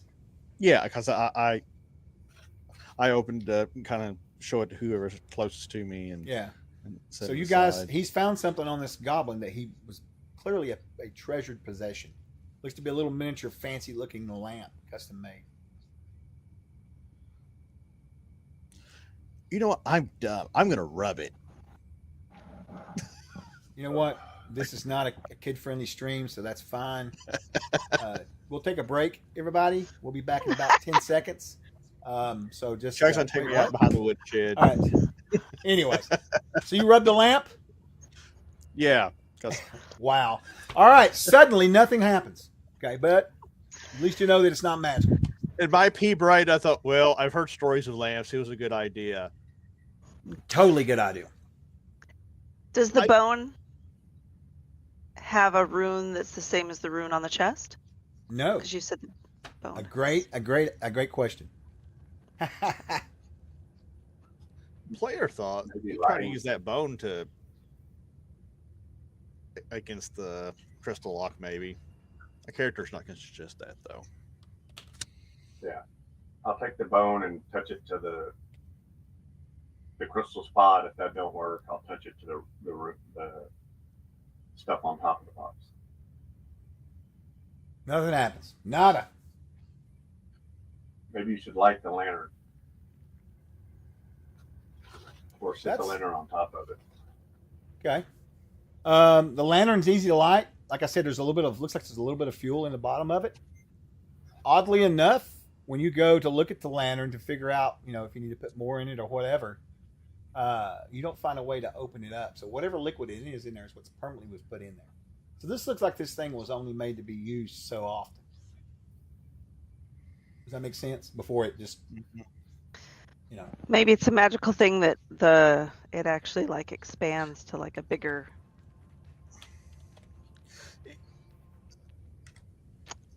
Whistling makes me wonder why a goblin has a lamp, considering they can see in the dark anyway. Yeah, I don't think this is a normal lamp. No.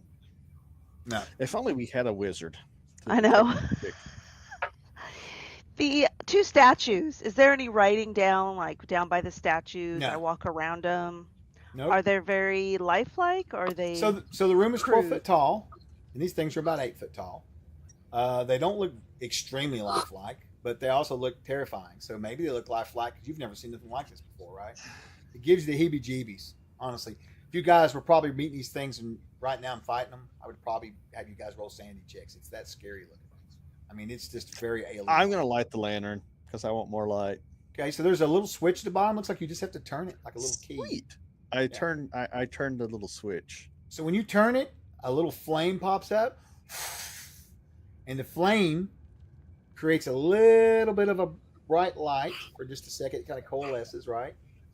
And then a beam of light shoots out of the lantern, kind of because you're kind of looking at it. It kind of shoots up, kind of like shoots over at an angle, and hits the wall over there, and just kind of almost like a beam of light, and it's just sort of lighting against that wall.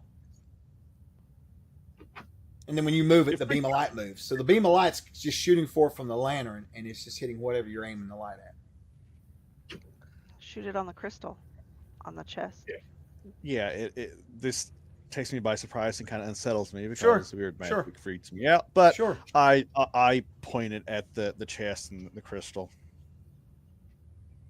Okay. Nothing happens. That's it. We're going home. Session over. So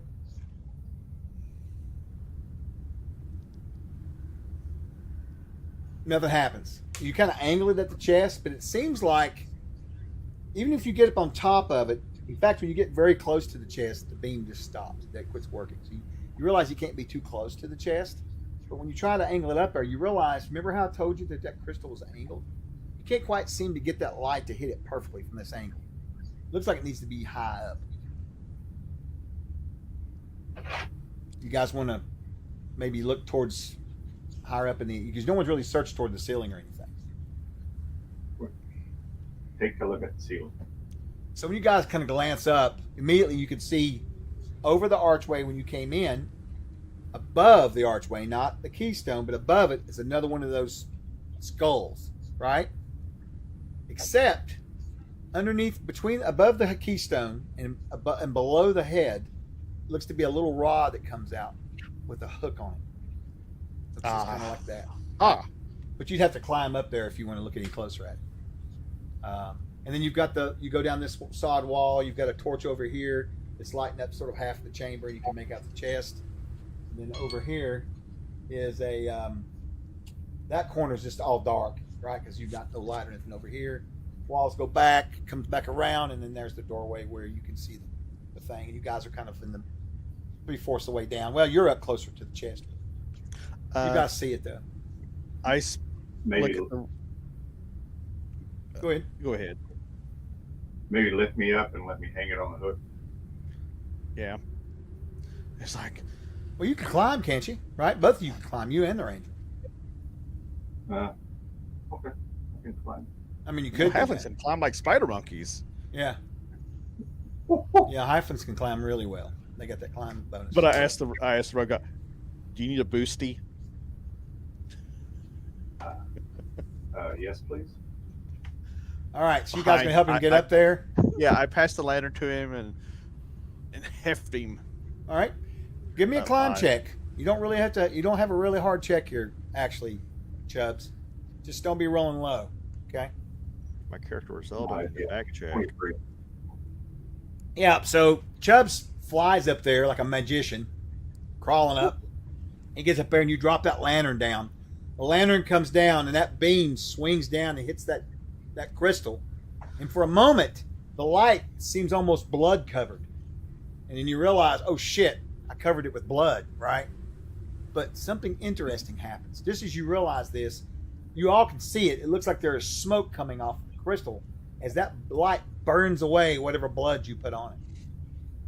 And there is a noise, sort of like a noise, and behind the chest, that wall recedes up into the ceiling. And then ahead of you, it looks to be an opening with a stairwell going down that is covered in ice. It's covered in ice. Covered in ice. The only place so far that you've been that's not had any ice in it's been this room, which you just assume, well, we're underground, we're going to go into dungeon now. But now you realize that whatever is in here outside of this room is probably already covered in ice and snow, and has been for a long time. So there's something peculiar about this room yet again, as it seems to resist the natural elements.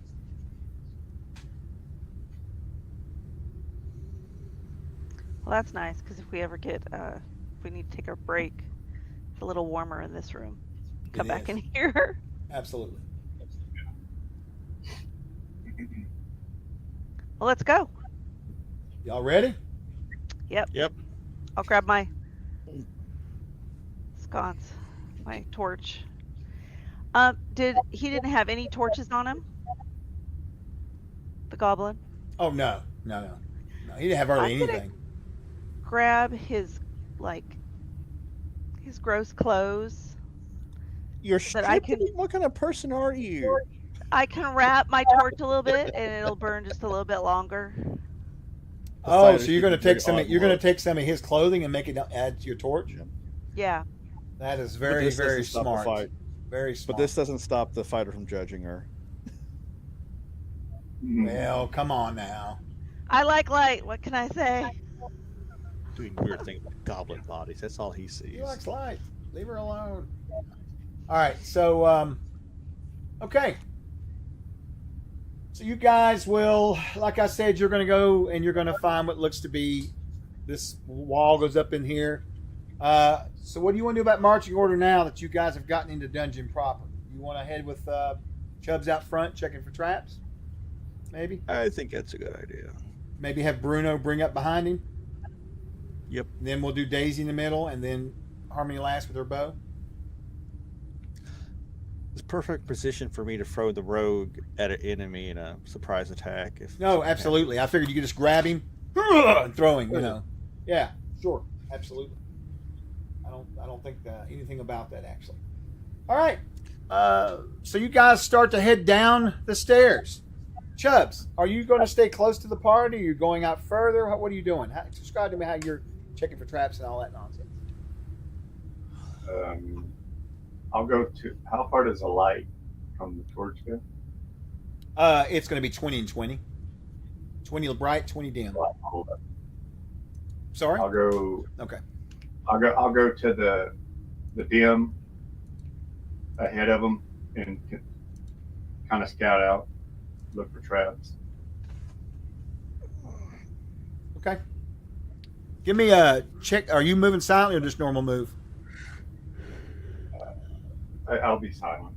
Okay, so you'll give me a roll for both then. Who rolls this level? 15 silent. Okay. Crime. Yep. And trap would be 22. Okay, so he starts heading out. Right. The way I do stuff like that, passive checks in my games, is you'll roll, and I keep track of them. And then if for whatever reason we use one of them, I'll have you roll them. I don't make you continually roll. I just get tired of that. So, we just do it this way. All right, so you start heading out, checking for traps, moving quietly down this frozen staircase. The staircase is frozen. It is covered in ice, not snow. So you will have to be precarious, or you will slide down to the bottom. Now, as long as you're telling me you're careful, we're fine. This isn't that slick. There may be other slick spots in here, but not here. So you go down the stairwell, and did you say you were standing about 10 foot ahead of them, basically? Probably. So whenever it changes from kind of light to dim, I'll be in the dim part. Gotcha. Oh, 20 feet ahead. 20 feet. Yeah, 20 feet. All right, so 20 feet. Sounds good. All right, so you go down through there, and you don't come across any traps, really, because, for whatever reason, but you probably assume it's probably because it was so hard to get into the damn place, right? And you can see that the stairwell is going to open up into what looks to be a open archway. Again, the archway has another one of those skulls where the keystone is, right? And as the dim light approaches and you come creeping up, you can make out a room opening up that this leads into. The room is probably about, I would say, probably a 30 by, we'll say probably 30 by 50 rectangle going left to right. The doorway kind of comes into the center of the rectangle. The walls go out that way. In the dim light, you can make out something, but you're going to have to get much closer because the room is 30 deep, so you really can't make that back part out until she brings the torch up a little closer. But you slowly creep into the room, still looking for traps, right? Right. As Daisy brings up the torch, Bruno shows up at the doorway, and then Harmony's got her bow, and she's kind of back up on the stairs a little ways looking down. She can aim into there. And when you do so, you can make out what looks to be a tiered platform going up, if you will. Up on this platform or stage, or whatever you want to call it, appears to be, it's sort of a half moon coming out of the wall. Carved into the wall appears to be that horned visage again. This has been carved into it. There is blood smears on the wall, right? There are two big thick chains coming out of the wall with manacles. The manacles seem to have what appears to be a humanoid chained to them. The humanoid appears to be deceased, desiccated, moldered looking almost bones. The creature's probably 8 foot tall when it was standing. Right now it's sort of slumped over in its chains, just kind of laying there. There is, the room is, again, got nice ice hanging from the ceiling and down the walls. There are patches of ice on the floor. This whole place is just really cold. You can start to see your breath now that you've even went even further down. There's a light wind running through the place with sort of a dull roar behind it, as you would expect underground in ice-covered caverns. And that is all you can make out in this room. And this 8-foot creature, it has horns? It does not. Okay.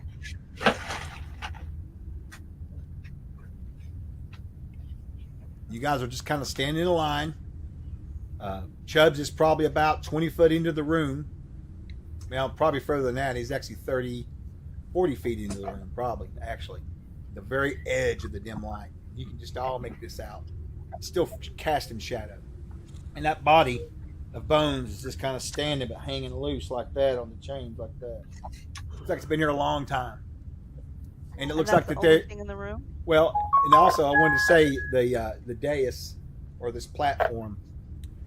You can also make out on the cold stone around underneath the patches of ice and around the patches of ice old blood stains as well and scars. So this area here looks like it has been used at some point in time over the years. Often it's got a very worn look to it, right? But also very bloody in places. So this looks like some sort of I don't know, torture chamber, altar, something weird. Do we have a cleric? We don't have a cleric in the group, do we? No, we don't. So, okay, yeah. So that's what you kind of see. Go ahead, Sparky. What do the remains look like? It looks like a big skeleton, really. Oh, so it's just a skeleton. There's no decayed old flesh on it. No old flesh on it. No, it just looks like a big what's the skull skeleton. look like? Elongated, large. This looks like a giant man almost. Oddly enough,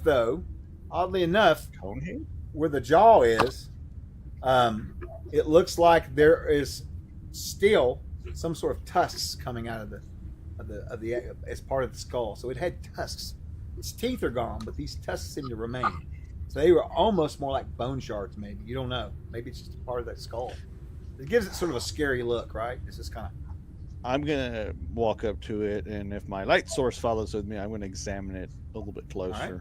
So you walk toward it with your light source, and it does allow you to see it as its head rises up. Its lights come up with a burning white infernal fire, and it goes and breaks the chains. And we're going into initiative. Sweet. All right. Let me get my character's like, this is what I came for. This is what I came for. This is my kind of shit. All right, we're going to get initiative started. This is how initiative is going to work. I'm going to ask everybody what they're going to do. We are going to run group initiative. At my table, I run group initiative with a D12 because it never gets any love. You won't add any bonuses. It's just a straight up roll. If we tie, we'll re-roll. If we tie twice, we re-roll. If we go 3 times and I lose or win, it doesn't matter. On the third roll, if I don't win, you win. I'm by default. Okay, we tie. So we stop there. Then we'll go in and we'll take our turns, right? My combat and my gameplay is sort of fluid. So there may be things you guys do.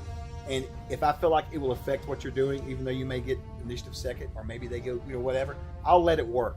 I'll let it all flow together. Okay? So don't worry about like, there go, you go, there go, you go. We just kind of do that to get through the paces.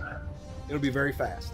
All I require from you when you go and I ask you what you're going to do is you just tell me one of 4 answers. This is all I need to know. I don't give a shit. Okay? Non-combat. That means you're drinking a potion, taking a piss, writing a letter. Okay? Spells. Ranged, melee. That's it. If you're going to do some sort of combat maneuver or something, and what I want you to do is I want you just to mention it. I'm going to do melee with a combat maneuver. I don't even need to know that. Surprise me. Give me something to look forward to. I love it. I don't need to know all that shit. Plus, guess what? When you take your turn, you're going to tell me anyway. No need to repeat it, right? Fast, fast, fast. All right, we're going to go into initiative. This large skeleton rises up and busts its chains and just kind of stumbles forward with this infernal light just glowing from its eyes. It looks almost white, with just bright white, but suddenly starts to coalesce into sort of a blood-colored red as it sort of glows, covers its whole skull, giving off a glowish red to it. It just kind of just comes towards you, right? What are you doing, Bruno? Combat. What are you doing, Harmony? What kind of combat? Range or melee or spell? Melee. Melee. Melee. Harmony? If I can, ranged. Range is fine. How about you, Halfling Rogue? Chubbs. Melee. Melee. And how about you there, Monk? Melee. So melee, melee, melee, ranged. All right. No spells. Oh, what a glorious day it is to be a castle keeper. All right. Let's do initiative. We're going to do it real easy. I'll use the cameras. We'll start with Sparky. Every time we go around this, everybody gets a turn, just like my sister, and you just go through it like that, all right? All right. Initiative. You ready there, Sparky? For Bruno. I got an 11. Well, you suck. I got a 7. So you guys go first. All right. Combat, spell, ranged. Harmony, take your shot at this thing as it's stumbling towards Bruno. Well, and actually Chubbs, and both of them are up front, sort of. So 21 to hit. 21 to hit. That will just hit the thing as an arrow manages to actually break off a piece of bone as it smacks and deflects and hits a wall and just kind of clatters to the ground. Give me your damage.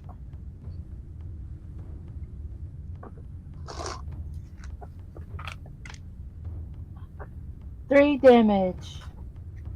3 damage. All right. And melee. How about it? You 3 can go at it. Everybody just swarm it. Now, I'll tell you what I'm going to do. Since you 2 were kind of standing there and it come towards you, I'm going to say that the monk, Daisy, if you want Daisy, I'll allow you to get a back attack on it. All right?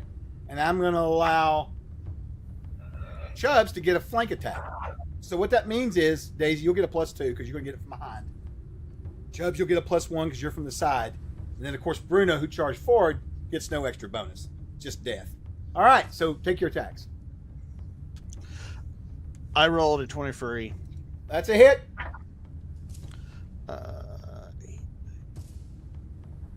11 damage. Okay, how about you? Shield up. Shield up. Gird up. I got a 3. You got a 3? Okay, that's fine. You take out your weapon, you sort of show it off to it, and then you put it back. All right, how about you, Monk? Booyah! And she yawns it to death. Show it the Fist of Fury. Yeah, Fist of Fury. Well, I have a thing called a stun attack. Yep. That makes it stun for D4 rounds. Mm-hmm. I rolled an 18, so then Okay. do I add my unarmed attack to that? So then that's a 22. Yes, because that's exactly what it would be, an unarmed attack. Yep. And my attack is magical. I don't know if that makes a difference. It does make a difference. That sucks for me, but yes. So you do hit that thing. How much damage do you do? It just says I get to stun it for D4 rounds. So what does your unarmed attack do for damage then? D6 plus 2. Please give me that damage. So 5 points total there. 5 points total there. All right. Points. Now, as far as the stun goes, I think I have a save. Right? Yes. Okay. All right. So two things It's a happen. con save. Two things happen. The creature seems to ignore your stun. Oh. And the lights go out as the torch dies. All right. Everybody's -5 on all rolls for now until we get a light up in the room. Okay. Keep that in mind as I take my turn. All right, Bruno. In the darkness, Yes. you can feel this thing moving towards you. It Come is on, baby. dark. Now, anybody here got dark vision? Dust. No. All right, no dwarfs. Thank goodness. All right. All right, poor old Steve. Y'all ruined him yesterday. I know my way in the dark. It's fine. All right, good. So, 19 as this thing comes swinging across with its giant arm. All right. And you're Smart. going to take. Where I'm at here. On the right thing here. I don't want to cheat you. Okay. All right. No one will ever say that I cheated Sparky on stream. Where you at? There we go. Yes. Okay. He hit you with his fists, or fist, I should say. Did you get 2 attacks? Okay. All right. And this thing, let me see here. We roll again. Second. What's your AC there? It's 17. Oh shit! I may not be good. That does hit. I got a hit on you. I didn't roll so great. Oh, I rolled good on the second one though. So 2 plus 2 is 4. 9. 12 points of damage. As this thing hammers you with 2 gigantic fist blows with bony That's fists rude. in the dark. That is rude. All right, we'll go to the second You round. boned me. What was the I boned damage total? 12, I thought. So Yeah, I think we'll that's go with right. that. All right, we'll go to the second round. You're going to be up, Harmy. You're rolling against me. D12. D12. All right, just a straight up roll. I am not rolling with a shit. 12. I got a 5. Well. Damn it. All right. So, what are you doing this round, Sparky? Melee? Is anybody changing their action? Let's just ask that. No. I got 3 melees in a range. Is that what we're sticking with? I'm lighting a torch. You're lighting a torch this round. Hang on. All right. That's fine. Okay, cheater. It's fine. All right. So, all right, we're going to go with you guys first, non-combat. Daisy stops what she's doing, kind of huddles down, gets out a torch out of her pack, starts getting it lit up this round. While she's doing that, Harmy, take your shot on the... Well, you know what, Harmy? I'm going to rule that you're not going to have a -5 because you're back behind them, just in the doorway firing, so you can actually see... oh, wait, no, the torch went out. You take your -5. I apologize. You are firing in the dark. I'm sure you can do it, though.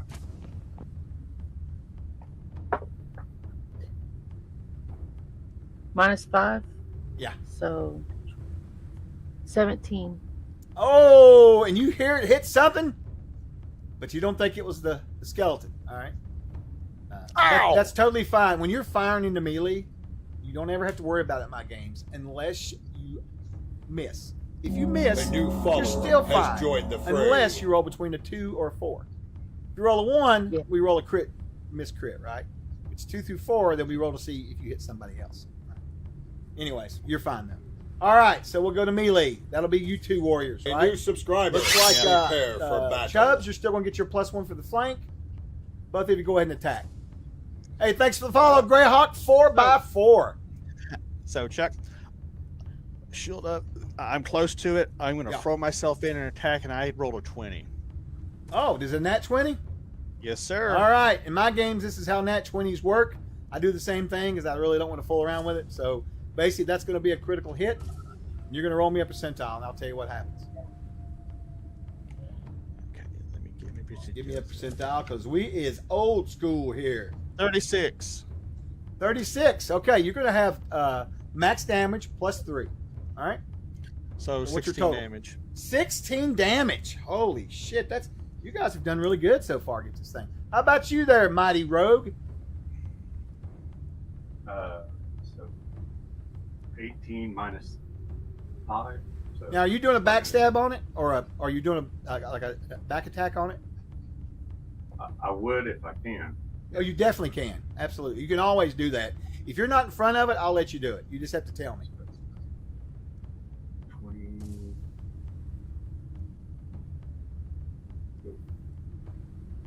20 minus 5 for 5. You said 20 minus 5? Yeah. Okay. All right. 15. So you connect, but you don't do any damage. Oh, So it'd be a 16. 16. Yeah. Close, but no cigars. You kind of hit it. And you kind of dagger kind of goes off of it, right? And the light fills the room. Whoosh! At the end of the round, almost end of the round. At the bottom of the round, I'm going to take my attack. Hello, Bruno. Here we go. As he takes 2 more giant swings with his massive stone giant fists. As you've met the ancient stone giant skeleton, guardian of this place. Oh no, I might be in a little bit of trouble this time around. 8. I miss Bruno the first swing. Rolled shitty. Oh, second swing's pretty good. That's going to be a 2d8. Oh, come on. 3 points of damage. Lame. All right.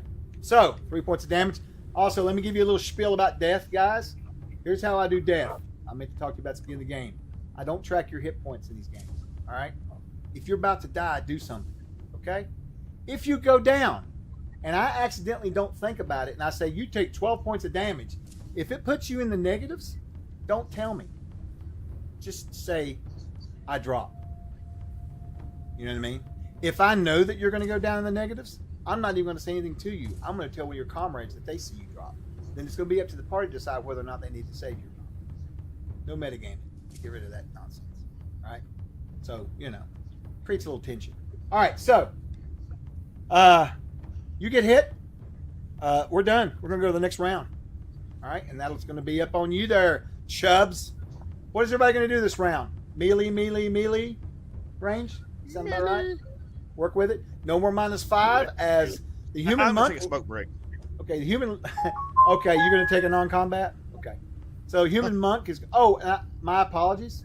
I meant to tell you this is the start of the game. You guys are 3rd level. You do have some magic items. Everybody put down 2 potions of healing. I completely forgot about that. We changed it earlier in the game, and I forgot to tell you. So you do have 2 potions of healing. All right. Okay. And I got a 8. Yep. What's that? 8 on initiative. I got a 10. I finally win. Finally. All right. He comes in swinging, hitting Bruno again. Bruno. 16. Miss. 11. 19. 19. That's a hit. Yeah. Bless. I got to get some of the dice in here. Where are you at right now, out of curiosity? I just did 4 points. That takes me down to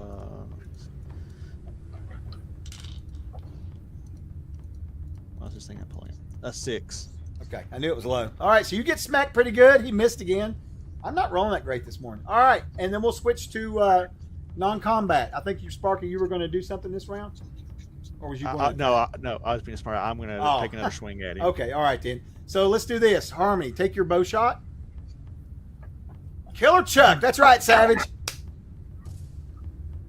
Escarpment is 21. A good word.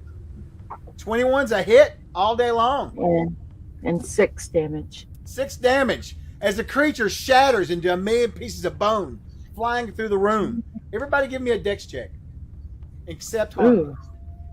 You don't have to, Harmony. You're farther back.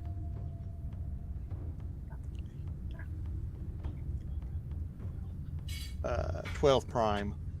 12 prime? How about you, Daisy Duke? I did really good. I have a 21. Oh, plus level? 24. Yes, braggart. Okay, fine. And how about you, Rogue? Big O 6.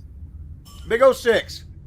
All right, good news is everybody dodges nimbly. They dodge all the bone shards except the Rogue for some reason. He gets tripped up, I guess. Rogue, you'll take an additional... Oh, come on. 1 point of damage. Lame! I should have I probably should have spent 3 points. All right. As you guys destroy this giant stone giant skeleton that was chained here, it looks like the victim, but really a guardian, and he explodes, falling down on the ground at his feet. You will see what looks to be about that long, a glowing shard of what looks like to be ice, just laying there. So the goblin got attacked by this thing already. It's one of those. It's the ice. It's a glowy ice shard. Just like the shard you found earlier, right? Put it in the bag with the other one. Put it in the bag with the other one. All right, and it goes in the bag. While they're doing that, I'm gonna down one of my healing potions. Okay, go ahead and do that. that. Heals are going to be a D8 plus 2 or plus 1. Excuse me, because actually it's going to be a D8 re-roll ones. I'm sorry. Yes, ma'am. Yes, sir. Yes, no. Yes, ma'am. All right, so. Okay, I got 6 back. 6 points back. All right, already healthy again. Anybody else do anything else right now? Or are you just kind of taking a breather? I will say to you, to the right, didn't even get around to explaining that to you. You'll see an arched hallway, sort of, with a door. The door is stone, it's shut, and it has that symbol carved on it with the greenish, sickly green material rubbed into the where it's been carved, engraved in there. On that note, I say we take a really quick 2 to 3 minute break. Let everybody go get themselves refills on coffee, bathroom, all that, and then we'll come back and let you guys go further into this dungeon and see what you find. How's that sound? Sound good? Death. That's what we're gonna find. Death. Death for you. I don't know. Be positive about it, Spark. Come on. All right, I'm going to put us on a be right back screen, and we'll be right back, guys. Thank you so much. We really appreciate it.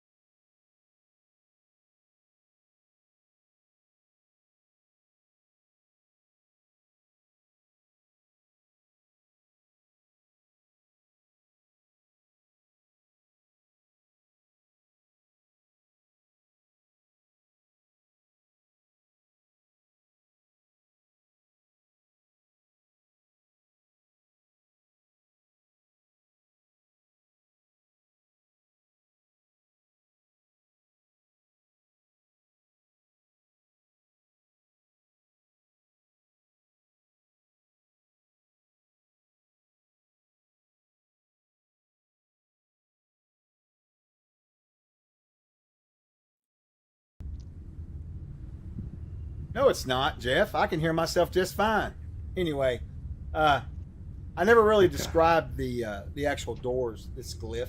So in this room, you've got this long platform, around half moon platform coming out with this. Well, there's actually nothing less but bone shards everywhere, right? Where you destroyed the giant skeleton. Over to the right is this stone door, 8 foot tall. It's got an arch. The keystone's still got that sort of weird alien-looking skull with horns, right? Kind of over top of it. This has got a stone door with this glyph. The glyph's just like the glyph in the front. The glyph that you found when you first entered the place. This glyph has some sort of material that's been rubbed into the engraving to make it look green, sort of a sickly green color. But that's faded over time, right? The glyph looks like it's a sword with a large pommel on it, almost like wings, maybe bat wings or something, or dragon wings. And then as you go down the blade of the sword, which has runes on it, there is a serpent sort of head that sort of circles it. It looks like there's actually a dragon sort of circling the sword, right? And that's what's on the door. As you guys kind of And all these glyphs so far look like they were like hand painted on.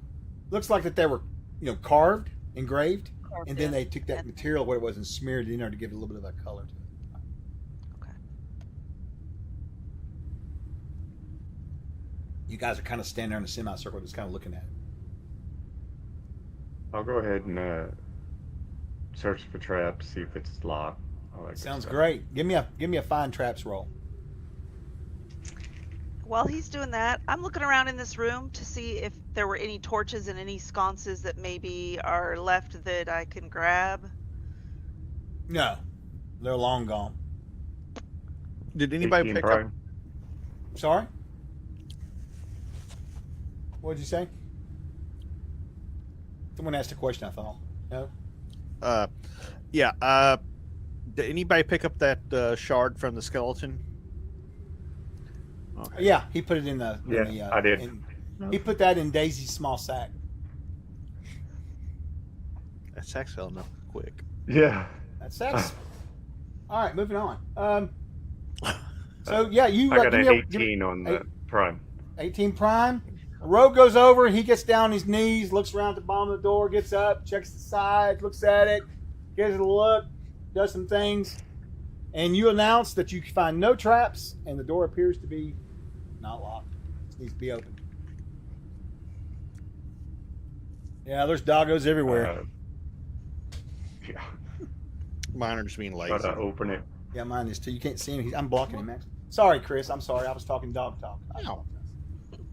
What was you saying? No, that's all right. I'm going to go ahead and try to open it as quietly as I can. Thank you, Hobbit. I love you forever. All right, so you grab it, and Chris grabs the door, and he's trying to be very quiet. He grabs it. Oh, wait, this is a stone door. It doesn't do that, actually. I'm joking. So he grabs it, he starts pushing against it, and it sort of gives it a little bit of a scrape, and it kind of molders through, and it just kind of opens pretty quiet. And part of the reason is probably most of the stone in here has got a little bit of ice over it, so it's moving a little less louder, a little easier. And then you push it open, not much problem. And there before you is a stairwell that seems to be going down into the darkness. Ice covered. Kind of the same old thing. I stay at the 20 foot in front of them kind of situation and be careful as I'm going down, moving silent as possible, and check for a trap. Okay, so go ahead and give me a trap roll, a move silently roll, if you would, please. Silent would be. God bless, that's hot. 4. Sorry. Oh, Marty. You failed your saving throw. Jesus, that was hot. I was not expecting that. All right. 24 move silent. 23 traps. Okay. All right. Give me a dex check, please. Alrighty. In fact, Dex-a-do. I need everybody to give me a dex check. I'm going to write this down. 18. So we'll start with you, Bruno. Give me a dex check. Tell me what you get. That's good. 21. Okay. Prime. How about you, Harmony?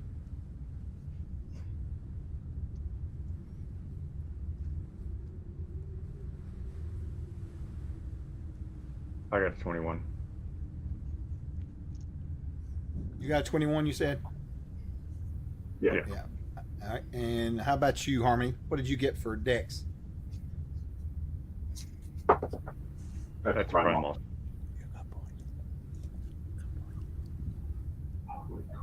20. Prime? I bet it is. Yes. Okay. And then how about you there, Daisy Duke? I got a 24 and it's prime. Holy shit, y'all. Too bad, man. The check I'm looking for was 30, so there's that. But, you know. Wow. Okay. Balls. That's right. I did, Death Angel, and it worked. Because I'm a wizard, motherfucker. All right. So you guys head down the stairs. It is slippery.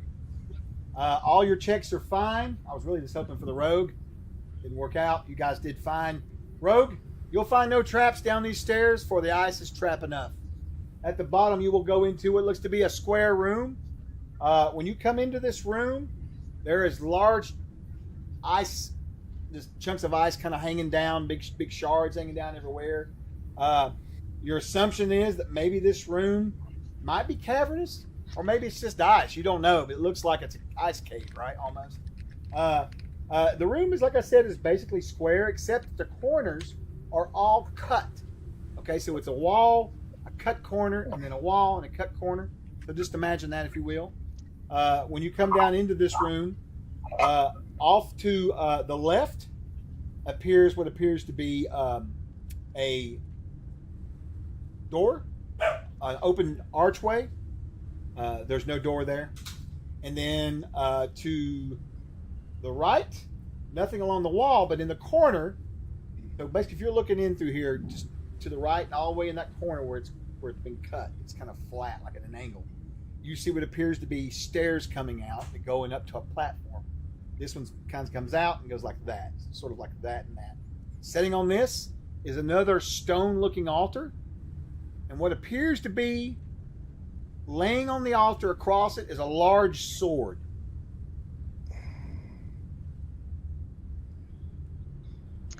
So basically, it's an 8-sided room. The little corners make like smaller walls. I gotta take the lid off of this. Sorry, I just burnt myself again. Well, this is a really why I haven't good. drank mine. Dude, these metal Turvis cups, the really good ones. My God, they keep this stuff boiling hot. I mean, they really do. It's worth the money. All right, what did you say? I'm so sorry. You said something and I was full of coffee. The little corners. You're saying it's an 8-sided room, but the little corners are smaller walls. They're not like that's exactly what walls, it kind of is. Little Exactly. walls. Exactly. Okay. Well, I take that back. I lied to you again. So there is a door off to the left in the center of that wall. There is that platform to the right in the corner. In this corner, okay, right here, you see what appears to be another archway that's closed with a stone door with the glyph in it, right here. A doorway, platform in the corner, open doorway over here. Just dark with no light. And then an iced over looking room here. The floor looks like it's got ice all over. You guys are kind of standing. I pictured the rogue probably came down to the final step and he's just standing there taking it all in as you guys have slowly moved down and you're kind of talking about what you see before you go in the room. I know, Ignis. I know. I'll move over towards the open doorway. Mm-hmm. Take a look. Okay. So you move to the left then, across the room. Okay. Yes, you're sir. moving very slowly. Very slowly. It's the Great Blood Tooth! He has arrived! Anyway, what's up? How you doing, buddy? All right, so you start creeping across. He starts heading in that direction. Bruno, what are you going to do? You're kind of next up, watching as the rogues. Are you just going to wait and see what he does, or you want to do something else? I'm staying relatively close because I got to protect the little guy and Right. I'm Okay. moving cautiously. Into So you're going to go with him, just behind him a little bit? Yeah. All right. What are you doing, Harmony? Or not Harmony, but Daisy Duke? When I step in the room, Yeah. I'm gonna first look up at the doorway that we're at, see if it Sure. has one of the Absolutely, on both demonic sides. Seems to be symbols. part of the decor in this area, right? Alien skull. Okay. So yeah. I'm just gonna go more towards the middle of the room to kind of light up the whole room, Okay, because you've got the torch, and right? and go a little towards the sword, like a little that way, so Mhm. there's a little more light over there. So the room is approximately 30 by 30. So the torch will just about light the whole room up, but the edges will all be in dim light. Okay, so you can see, Okay. you know, if you're in the center, you can make out the chest. You can make out the darkened doorway. You can make out the door that's shut, right? All right, so you kind of tromp out to there. What are you doing, Harmony, Ranger extraordinaire? I'll just step in the room and just look. I'll stay kind of in the footsteps of everybody. I don't want to Okay, so you've got off and set something off. those two kind of go toward the middle almost and head to the left. She walks ahead slowly with her torch out, and you're going to go to the. What did you want to do? Just kind of go with her, or just stay back at the door, or Yeah. So go to the I'll middle of the room follow with with her, sort of. Okay. Now, I hate to do this, but we're going to do it because it's the nature of the room. If you have to do any kind of really crazy movement in this room, I will probably require a dex check. Right now, as long as you guys are moving slowly, methodically, no big deal. Okay. It has got ice all over the floor, of course, and ice on the roof with these big chunks, hanging down and everything. All right, so we'll go over to Chubbs. Chubbs, you and Bruno start heading to the left, slowly moving your way over there to this darkened hallway. And when you get there, the dim light doesn't really spill into it all that great. But are you both halflings? You're not both halflings. One of you is human, I think, right? Yeah. See, I don't think y'all have any really special vision, do you? Halflings have. I don't They think have they got dust any. vision. Yeah, they ain't got no. They've got what? They got dust vision. They got dusk vision. I'll tell you what I'll do. I'll allow you this much, Chubbs. Without some good direct light, you can just barely make out what looks to be a staircase, ice covered, going down into the dark depths of more dungeon. Ooh, All right. that sounds fun. Okay.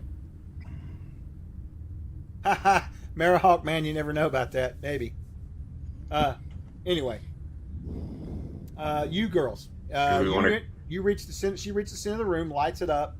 Harmony slowly moves up with her bow. I assume you got a bow with an arrow knocked, right, Harmony? Most of the time, I'm going to assume that anyway. Is that fair? That you'll have your bow ready. All right. And they go to the center, and you guys are just watching. So go ahead and ask your question now. Your question. Do we want to go down, or She's There's pointing a at the sword. She's pointing at the sword over there on the. I don't need it, but it's a fucking sword. How big is the sword, Chuck? That sword there would probably be considered a bastard sword. It's not a two-handed sword correctly. It's more of a bastard sword, which means you can use it one-handed or two-handed. So it's a good size. Right, it's what I'm carrying. Yeah. I'm going to examine it. Is there anything very distinctive or So interesting you're going, about this sword? going back across the room away from the door there? Yeah, I want to check the sword out. Okay, so you turn around and walk across the room past the ladies heading towards the sword. What are you doing, Rogue?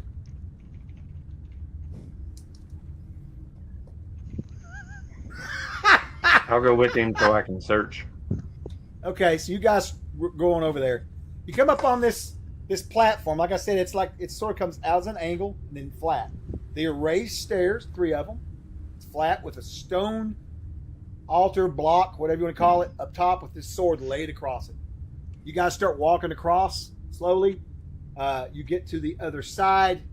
What did you want to do, Rogue? I think you said you wanted to try to check around for anything suspicious, right? Yeah, I'll go ahead and search around it. Okay, go ahead. Give me a roll. What are you doing? You're just going to wait, Bruno, see what happens with him? Yeah.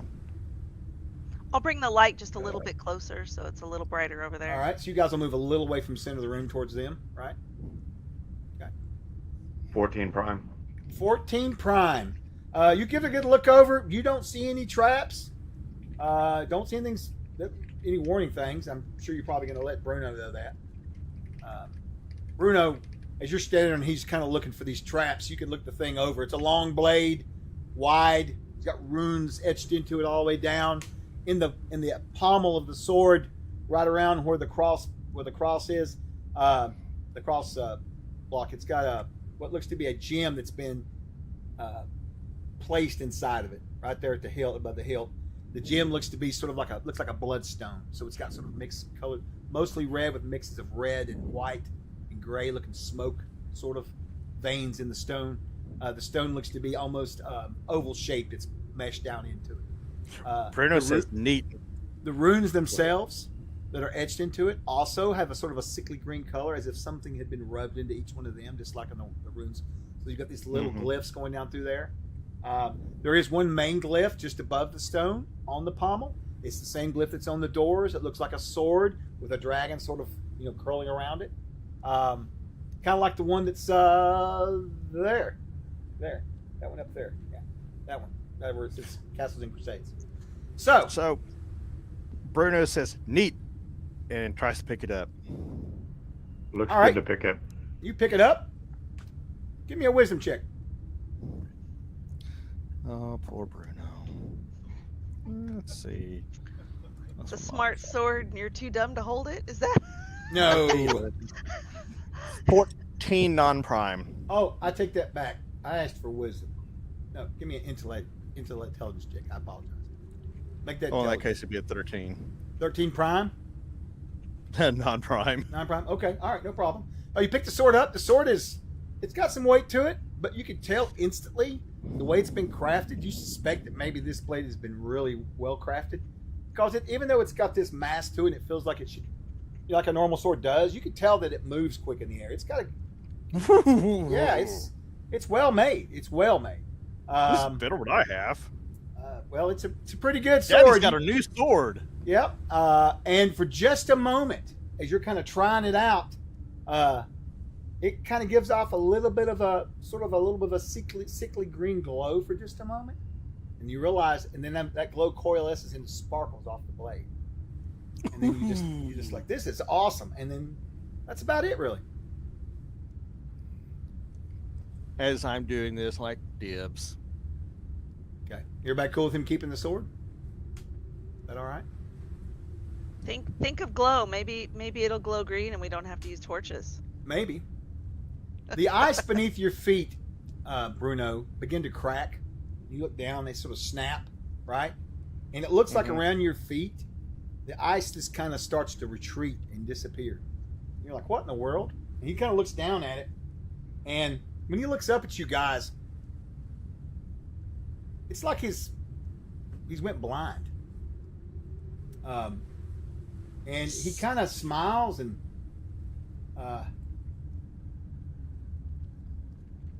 just swings at the rogue as we go into combat. Sparky, you lost a check. You have now been possessed by the sword. Yeah. Sweet. Right. I've always you versus them. You versus them. Awesome. All right. As we go into initiative, Rogue, what are you going to do when you see your patriot you see the ice disappear on the ground, and you realize, oh shit, as he rears back looking at you. And it's not even really looking at you, almost like he's looking past you with these dull, blind-looking eyes. So what are you going to do? So first he said dibs, and I go, no, chubs.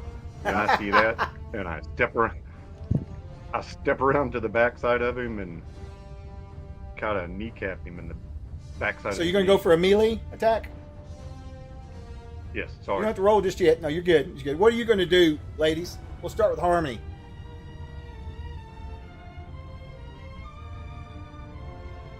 What are you going to do, Harmony? I already have my bow, so I get ready. So you want to do ranged? She's going to range. Okay. And the monk. Daisy, what are you going to do? I'm gonna What's that? throat punch him if I can. And do Okay, a so stun. melee, right? All right. Yeah. All right, so we got two melee attacks, a ranged attack. I will tell you how I do subdual damage. If you tell me you do subdual damage in the game, especially a game like this, I don't want to track all that. So basically what's going to happen is I know that you're going to try to knock it out. And unless you do like an overwhelmingly bunch of damage, it's probably going to work eventually. What's going to happen is I'm just going to lessen the amount of damage you're giving it, and you're just going to beat it down over time. Now, if you're trying to knock it out and you happen to get a really good roll, even a 20, then sometimes you can just flat out knock them out, right? I didn't want you to think you have to kill it. Okay, you can say I'm doing subdual damage, and then I'll handle it on my end, and you don't have to worry about it, right? Anyways, going with that, we're going to start with ranged. Harmony. Actually, we're going to start with initiative. I didn't even roll for that. Who's next up for initiative? I think that's Daisy's up, right? Daisy? Yeah. All right, Daisy Duke. D12. Head to head. Oh, my. Woo! I got an 11. I got a 2. All right. Great. Okay. So, all right. So ranged. Harmony, you take your bow back. It's your friend. Well, your party member. So you're going to be very careful. Do you just want to try to somehow what? Well, do they have like a blunt, like subdual, like blunt arrows? So what you can do? That's the problem. You probably can't with a bow, but what you can do is you can certainly try to knock the sword out of his hands, or maybe even try to do something to hamper him, like shoot into his clothing or something to trip him up. Does that make sense? Yeah. So what do you want to do?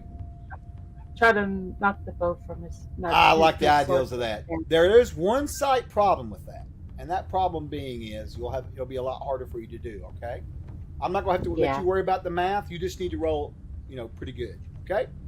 And remember, everybody has bonuses right now. What are we setting on for boons and rerolls right now, Daisy? So, everyone has 1 + 1 boon except you and I, Chuck. Okay. We have 2 + 1 boons. All right, and no rerolls yet for anybody. All right. So that's what we got. Rerolls are so if you want to get +1s for us, you have to use channel points. You just go down there and click the little thing for the little channel points down there where it says XP, and find the one for the +1s. If you want to get us a reroll, just 500 biddies, and you just buy the biddies on down there on the lower left hand side, or you can sub to us, whichever, and that'll get that. All right. That being said, I got an 18.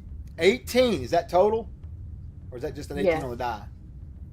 That's just the 18. Okay. On the die with +5. All right, with +5. So you rolled a 23. That's pretty damn good. What's your AC normally, Bruno? 17. So 17. Bruno's AC during this is going to be effectively a 50. He is hampered a little bit because it's not him running the show, right? He's running off of muscle memory mostly. So it's going to be an AC of 15. You, unfortunately, need a 23. What did you roll? 18 + 5. Oh, you hit it. Wow. Okay. Roll me a percentile. This could get really interesting. Not in the face.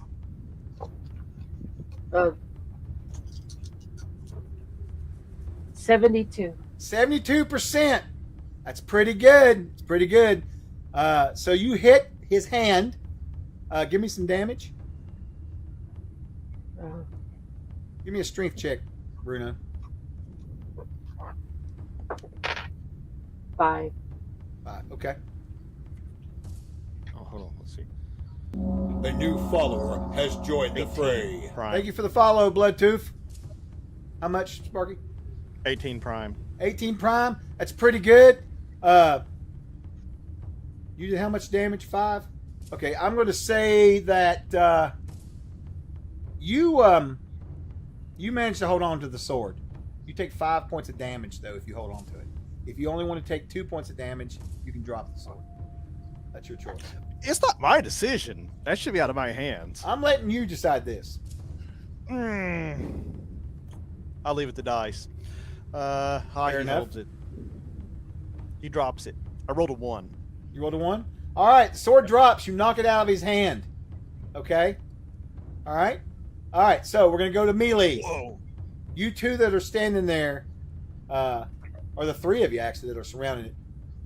Any change of action for the rogue as you see him drop the sword?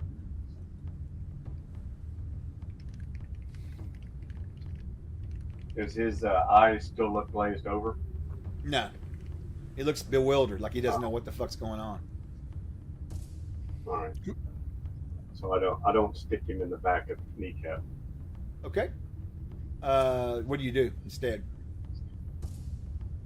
I kind of go defensive just to make sure. Okay. It's harder to get. All right. And how about you, Bruno? The sword clangs. Oh, yeah. Never mind. We'll get back to you. How about you, Monk? I'll yell to not touch the sword, and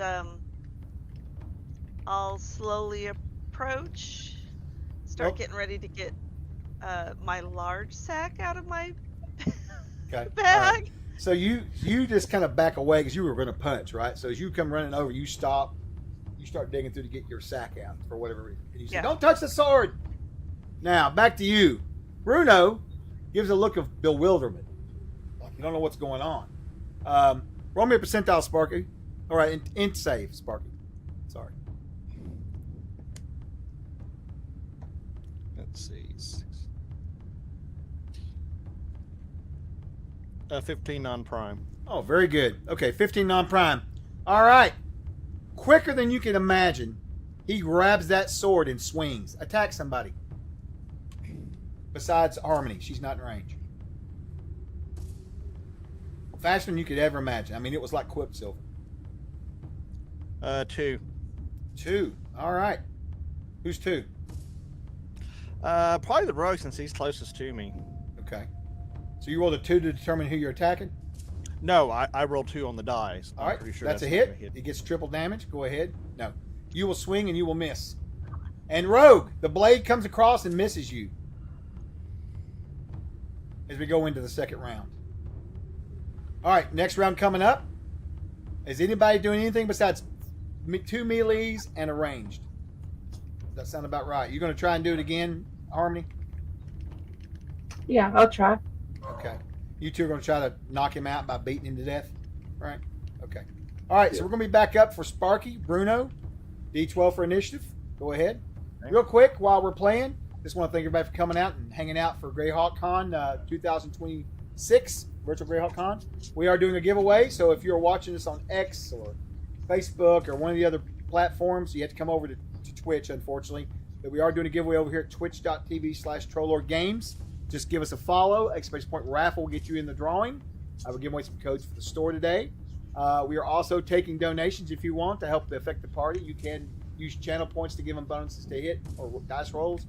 And you can buy some biddies or subs if you want to give them re-rolls. And with that, let's do initiative. You ready, Sparky? 5. 5. I got an 8. I win for once. Great. Sparky. Who did you swing at last time? Go ahead and roll randomly. Let's just say you pick between the two of them. Do a 50-50. Let's see who you swing at.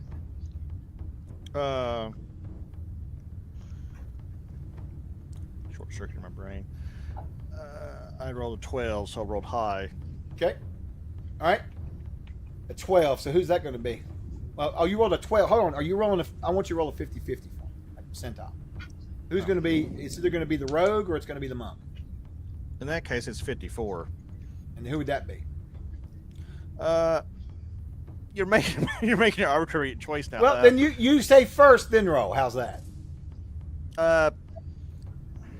The roll would probably be low end, so who's closest to me? I'm swinging the monk then. Okay, so the monk's 50 and above, or 51 and above. Yeah. All right, you swing at the monk. Something I did not get to tell you last round is you rolled a 2, so it didn't matter before you rolled to hit. Don't roll to hit yet. This sword in your hands is equal to +5. All right.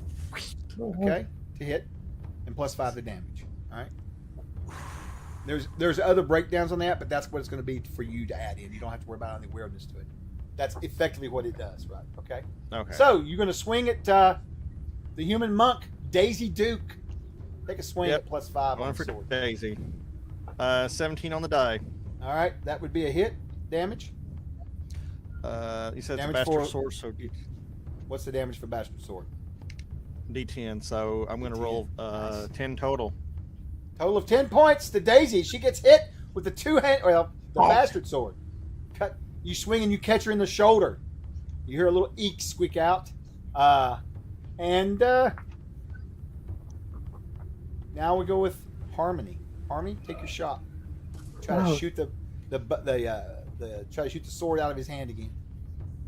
Just don't roll a 1 through 5. 1 through 5 is dangerous. Other than that, you're good. 21. Damn it! I was really wanting a 2. Okay. 21. 21 is going to be a hit because he is not himself right. All right, so go ahead and take your damage. 21 is not quite enough to knock it out of his hand, but you can definitely do some subdual damage. Five. Also, you aim at some of his armor or something like that. You kind of. What did you get? A 5. Okay, for damage. Okay, 5 it is. What's that put you down? How much damage is that so far, Sparky? This since you've been in this room. How much damage I've done to them? No, they've taken to you. Oh. You've been hit twice, I think, right, by her. What was it last time? 5. Oh, Yeah, so you last rolled time it was 5 both five. times. Okay, that's fine. That's fine. So that would that's leave me good. at 2. That's going to leave you at 2. I didn't tell you this, though. The sword gives you an extra 15 hit points, temporary hit points. Yes. All right? So let's take those out of it first. So now you're down to 5 temporary hit points. All right? So it's plus 5 to hit, plus 5 to damage, plus 15 temporary hit points. And that's also plus 5 to saves as well. Keep that in mind. All right? Now. God damn it. Yeah, it's crazy. And we're going to circle around to melee. Monk, rogue, do your things. Attack. All right. Back attack. Back attack, do your damage. Stab him. Knock his ass out. Or kill somebody. Sparky, I expect a nat 20 out of you next round. 23 to hit That's a hit all day long. Wow. for 10 points of damage. 10 points of Ooh, damage. All right. All right, so take that 10 off. Oh, and I forgot to test, Sparky. Subdual damage is half damage. All right. You've taken the total. That's a lie. How much did you just do now, Chris? 10. 10. 10. Okay, so that's a total of 20 points. Half is 10. You still have 5 temporary hit points left. Then you're ready. Sweet. All right. All right. We're going to go to the next round then. Looks like Harmony will be up for. Well, initiative. did I? Oh, you didn't What get is your his attack. armor class now? I'm so sorry. It's going to be 15. That's okay. 15. It was a 15. Oh, Yeah. No, I missed. Okay. All right, then we're going to go next round. See? I knew I was right. All right, and you'll be up, Harmony. Harmony, what are you going to do? Again? Rinse and repeat, try to hit that hand and knock that sword out? Yeah, I'm debating whether I want to chance it. And No, that's or fair. just- Well, you've done No, it no, twice no, and done wait. fine. Yes, I It's don't easier want to to. kill him. The odds are you'll probably be fine. You've shot twice and no problem. What could go wrong? Chuck You would get never it in the lie. eye. So are you going to, what do you want to try to do? I just need to know what you want to do. Well, I was gonna try to shoot for his hand, but You don't have to roll a Look. hit yet. Just tell me what you're going to do. So you want to do a melee and try to hit his hand again? Or range? I was should thinking say. about going into melee, but No, I meant to say range. I'm sorry. So what do you want to do? I looks to see how hurt does he look, because I don't want to He looks hurt. try to He kill looks- him. No, you won't. If you're doing some dual damage, I'm going to rule. I won't let him die. It's just according to how long it takes for you guys to Okay. get him down. You know what I mean? That's Okay. all. You're going to try then to knock his hand out. Is that what you're going to try to do? Okay. Yeah. So you don't have to Which- roll yet. You don't have to roll yet. I'm just getting your actions. So you're going to try to hit his hand. Yeah. I'm assuming these two are going to do melee again. And of course, we know what Bruno's doing. Yes. He's going to kill one of his party members. Melee. All right, we're going to do initiative, and that's going to be you, Harmony. D12. I got a 9. 4. 4. Thank you so much, Sparky. Who are you attacking? Let's see.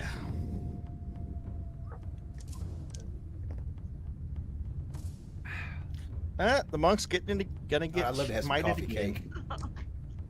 What's that? I'm sorry. Jeff said coffee cake in chat, and I'm out immediately wanting some now. 18 to hit. 18 to hit, and that's who? Yep. That's the me. I think that's a Yep. hit on the monk, isn't it? All right, monk. Yes, it is. monk. Oh crap! All right, monk. What are you doing? How much? Oh, Oh, no, I'm I'm, sorry. I'm sorry. Yeah, how much damage, Sparky? 15. 15 points. All right.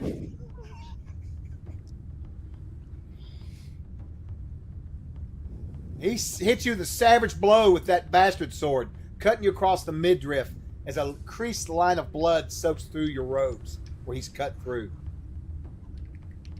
And we're going to go to ranged now. Harmony's going to take her shot at his hand. Go ahead, Harmony. You can do this. Come on, 2. 12. All right. So you fire at him, and it just kind of goes off and hits one of the walls. Hits the ground. All right, you miss. That's fine. Good try. You're bound to miss sooner or later. You hit twice in a row, which is really good because I'm really making it hard on you to do that. So you're doing great. Okay, so Rogue and Monk, take your attacks. Another back attack. Yeah, what are you at right now, Bruno, with your half damage? You got 5 temporary hit points, and what's your regular damage or hit points at? I think 5 temporary and 5 actual. 5 actual? Because I know you took a potion earlier, I thought. So. Yeah, and I've already been brought down. What are you trying to accuse me of, bro? That's not cool. Nothing. Nothing. I'm just... All right, so you've got 5 regular and 5 10. It's the players that are trying to kill me. It's not you this time, Chuck. Okay, see, it's right. It's the players, not me. I'm just telling a story. All right, so what does the Rogue and the Monk do? 9 points of damage? 19 back attack. 19 that's a hit. Back That's a attack. hit. Yep. So, and 12 points of damage. Okay, and how about you, Monk? I got a 22, and I'm doing the stun attack. So con save. Very good. Okay, so make your con save there, Bruno. You said it was 9, right? Halfling Rogue? 12. 12, okay. 21 on that con save. Okay, so you will manage to at least keep your eyes open as you go down on the floor. And you kind of roll over and you look at them and you just kind of go, and you just pass out. And he passes out and the sword clatters and lands on the ground next to him. You guys are all left there standing in the quiet, cold room. Just kind of looking at each other, kind of breathing. You can see the breath coming out in the air as you you look around and you see Bruno laying there, the fighter, passed out, bleeding. Looks like the Rogue came up with his dagger at the last minutes, hit him right in the back of the head and brought him down. And then she come across and halfway stunned him out. He's just kind of laying there now. Guess I deserve my wounds. I told him to get the sword. You did? You did. I'll drink a potion and then try to get the sword in the bag without touching it. How are you going to do that? I want to hear this. The same way. So I put the bag on my hand. Okay, that's fine. Grab it and then. While that's going on, did you say you were going to give him a potion too? No, just myself. So you're going to take a potion this round or get the sword up this round?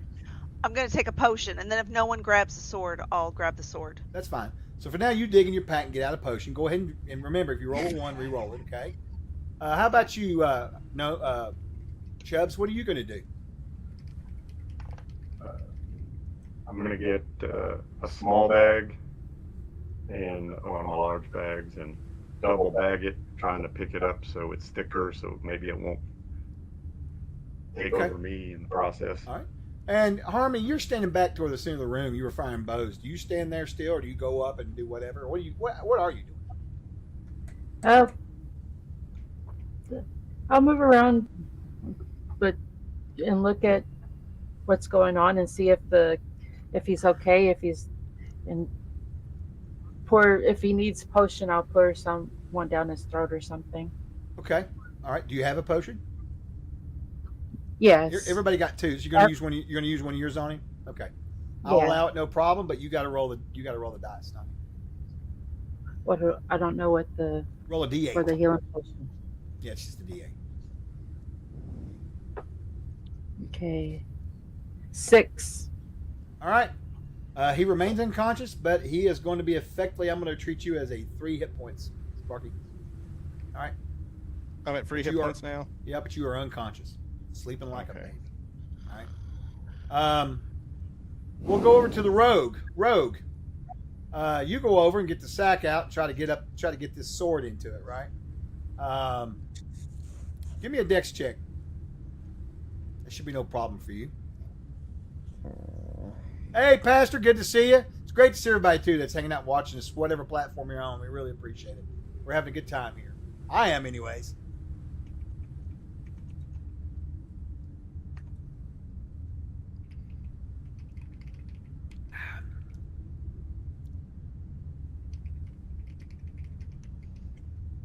That would be a 20 prime. 20 prime. All right. You scoop the thing up into the bag. No problems. You tie it shut. So now we've got a little sack and a big sack. Little sack has shards in it. Big sack has very cool bastard sword. Right? Yeah, I thought about it, Sparky. Then I decided just to make everybody fail automatically. Anyway. So you scoop it up. What now, group? You're kind of standing here in this ice-covered chamber. You've got a door just over to the right that you can open and go down or go through. And then you've got an open doorway across the way, and that leads downstairs into darkness. Thanks. Thank you, Miss Death Angel Shadow. We appreciate it. It's a lot of fun playing. I like to play. We want to drag his ass back up to the warmer room till he wakes up. Yes, and make sure his head hits every bump for picking up the sword. I mean, you guys could probably slap him awake down here if you wanted to. He's not like he's just sleeping now just because he's. I'll slap him. Sleeping. He wakes I up. have no problem. Here's your idea. That's what he's gonna say. Yeah. He wakes up. Yeah, as soon as he slaps, it's your idea, you know. And he points at the monk. No, and it was her idea, no. that's for sure. No, actually, he's gonna wake up. Man, guys, I had the craziest dream. Y'all started attacking me. I had to kick your asses. But then I woke up for the action. Wait a minute. What happened? Yeah, I'll poke him in one of his hurt parts. Okay. Cool. All right, what now? What you guys want to do is you get him up on his feet. Good morning, Tarva. Good to see you. I'm going to Drinking say, my hot God, I have a hell of a hangover, and take. I'm going to drink one of my potion, my last All right. potion. Your last potion? All right, so that leaves Harmonious one, I believe. I don't know how the other two are. Have y'all used your potion? I think you used one, didn't you, Monk? Sweet. Rogue's holding on to his. He knows how to treat treasure. Okay. I'd say let's go through the door instead of going down. I'd rather see what's. Stay on the same level. Where's my cool sword? I'll Fuck your search sword. around the door and I'll and then open it. Okay. Give me a check.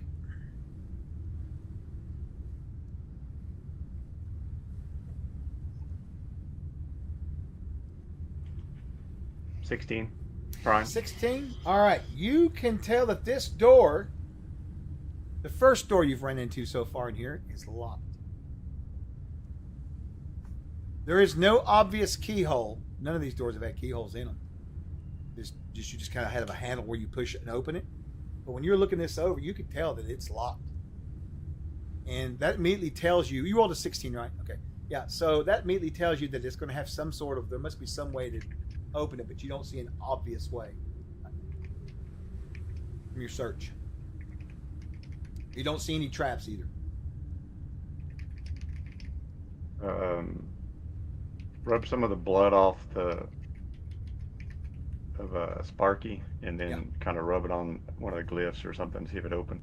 Okay, so he reaches over and grabs some blood off of Bruno and slaps it across that glyph, smearing it on the door. But nothing happens. I will tell you this much. Your roll wasn't quite good enough to reveal what, but you think that opening this door, after you do that, you think about it a minute. You think, probably something mechanical. I just didn't see it. Button, a lever, All right. something.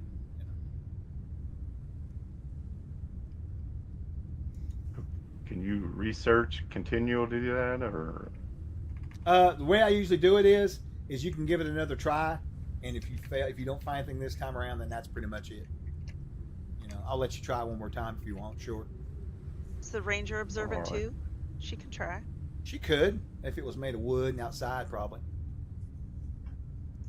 She can definitely look. I'd give anybody can certainly try Daisy. Absolutely. I'll look. Sure. I'll start walking over to the stairs. Whoever wants to. So when Daisy comes over, well, let's let him roll first. He's trying one more time. Give me another roll. Oh, I did. I look at it and shake my head and start walking to the stairs. Okay, he can't figure out how to get it open. Harmony will trot over, and as you see her feathers flowing through the wind off of her head, she gives it a look over, Harmony, give me a wisdom check. That'll be your bonus plus the roll plus your level.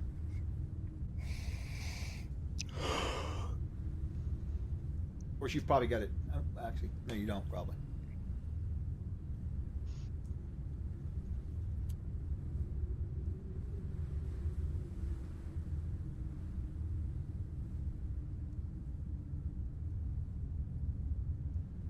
I'll do it, brother. Did you email it to me? Email it to me. I couldn't see your link right there, so just email it to me. There's my email. Because the links are blocked. You may see it, but we don't. Because I got naughty people that come in the channel and like to say bad things about me. What did you come up with, Harmony? Oh, Discord, right on. 22 prime. 22 prime. She got it. Okay, so she looks it over real careful and she says, "Hey, Chubbs." And she points, and you can just see a little slight discoloration on the side of the door frame. Just easy to overlook, right? And you realize that's probably what will get the door unlocked if someone wants to push it. Oh, hush, Sparky. I saw that. You send it in Discord? I don't see it in Discord, Omega. Just want to make sure I got it today. That's all. It's a trap. And I keep walking. Oh, wow. That's Dawkins' egg. Oh, wow.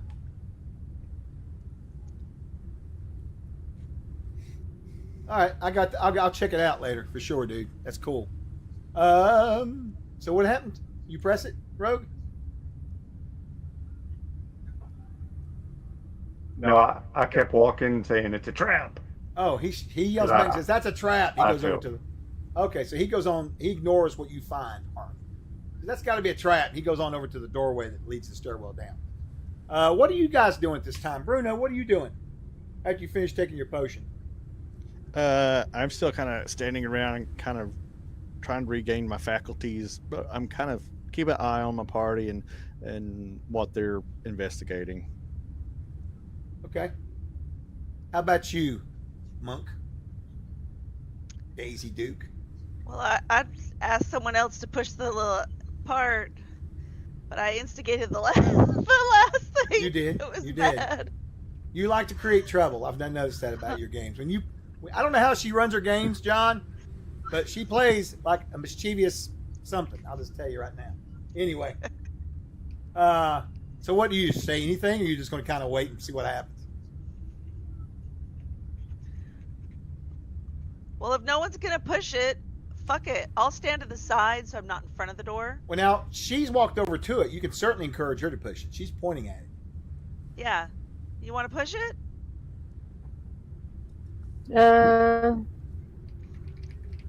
I guess I'll push it then.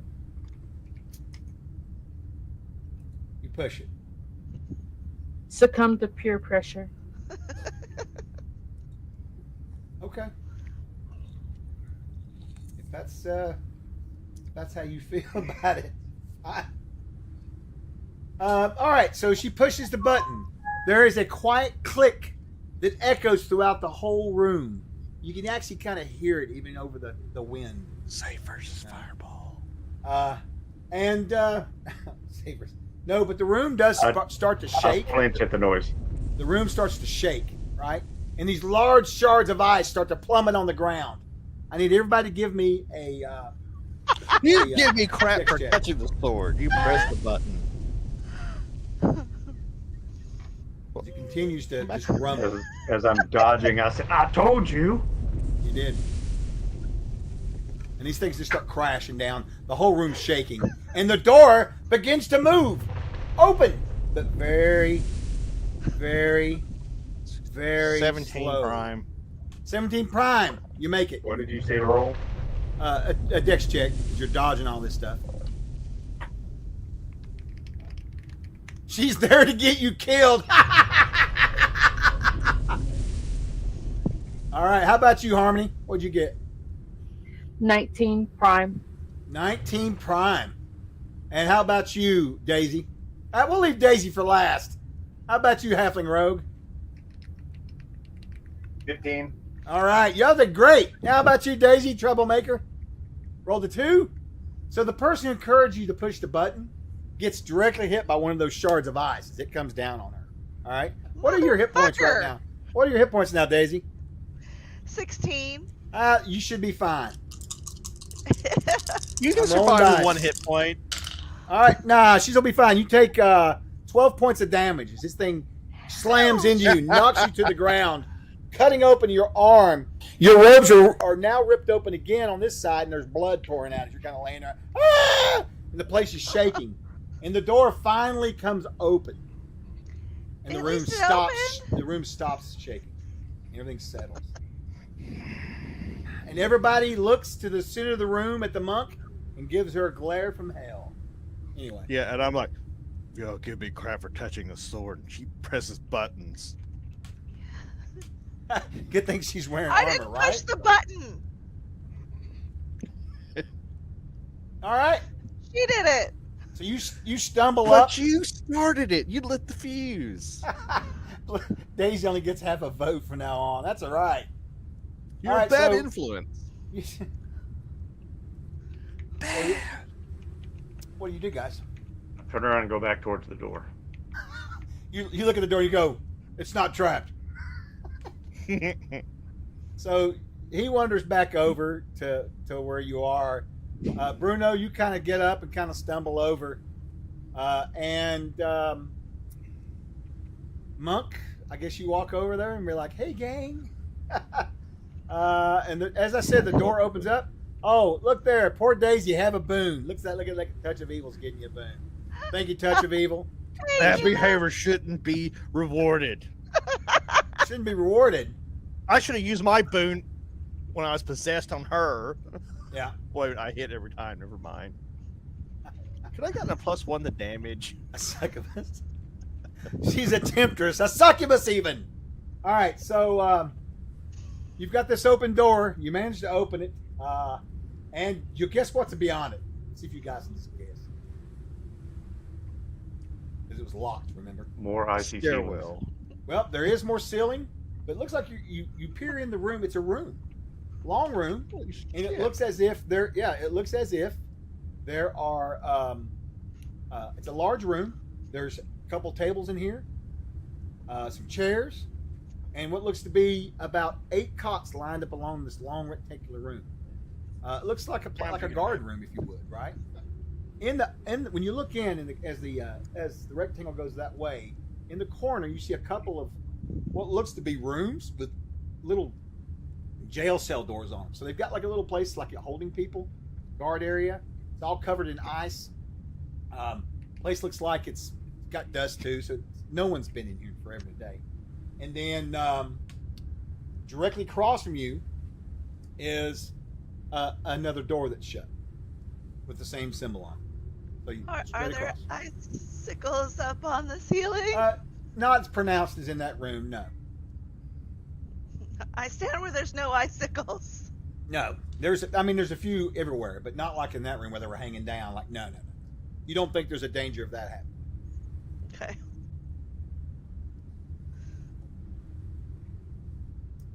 Who's going in? Continue across the room. All right, so you're going to go. Are you going through into that room, or are you going back over to where you were? I'm confused. You said cross. I'm going into the new room. Across to the other door, or are you going to check the room carefully out? Check the room out.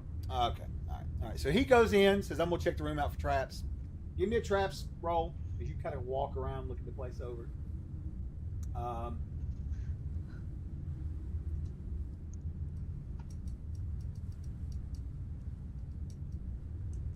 What'd you get, 15?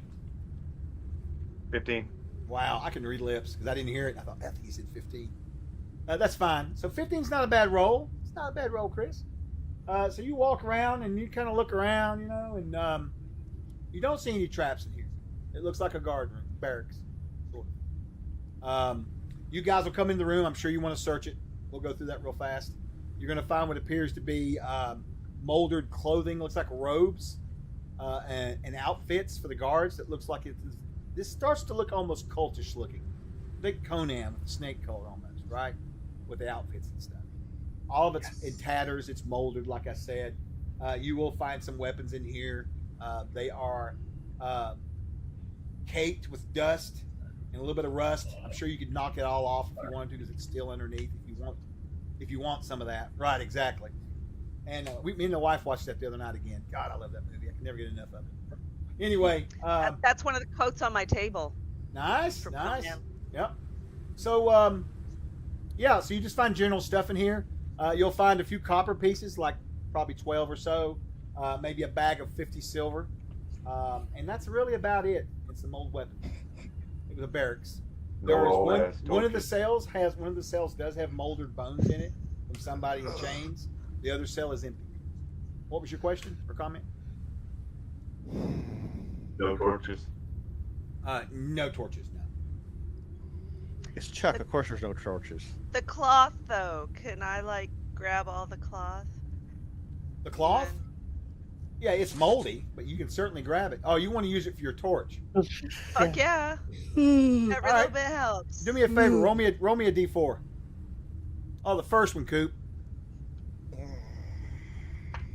Somebody's gonna get high as hell off that mold. 1. I'm allergic. Okay, 1. Okay, all right. I got it in here.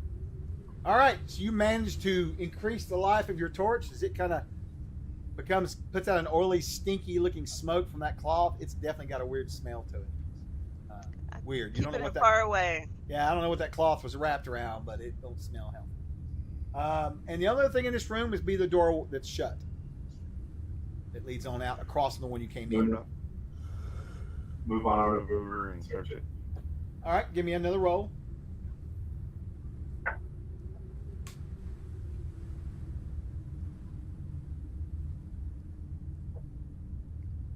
It takes work, odd one. Lots of work. That's why we have to cross the middle. It's easy. I can just put it in and go on. Go ahead there. What'd you get? 17 prime.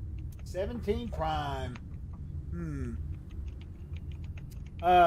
Yeah, you don't see any traps in the door. Looks fine. Looks unlocked too. Try to open. All right. He swings the door open, and when he does, it looks like it's a long rectangular hall with a couple of large-looking long feast tables, chairs set askew, few turned over, plates and stuff on it. Place has got cobwebs everywhere, and a light layer of ice is in the room as well. Again, this dungeon is cold. You can still see your breath. It's freezing in here. But there's dust on the ground and on everything. Definitely been in here. Across from there appears to be another door. This door is a stone door, but there's a difference. This door is laying in the room, down, broken and smashed as if it had been destroyed. It's just laying there. Ruh-roh, Shaggy. Good morning, ship of fools. How you doing, Jingo? Good to see you, brother. Daisy, as we're going across, you might see if there's any old lard or anything on any of the food to make the torch burn better. And I continue across. I continue across my search. Okay. All right. He goes on across. What are you doing, Monk? Yeah, I was gonna do that. I was also gonna ask the fighters, if they have any oil, like the weapon oil or something, maybe in their backpacks. You could also use that to pour on the. You're really worried about that. Yes, I do. Really worried. Fuck yeah! This is my second. I like light. It's scary in the dark. He looks at her, smiles, and says, "Yes, I do have oil," and then walks off.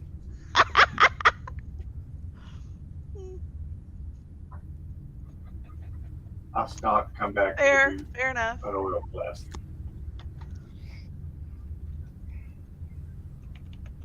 I'll come back to you and give you an oil flask.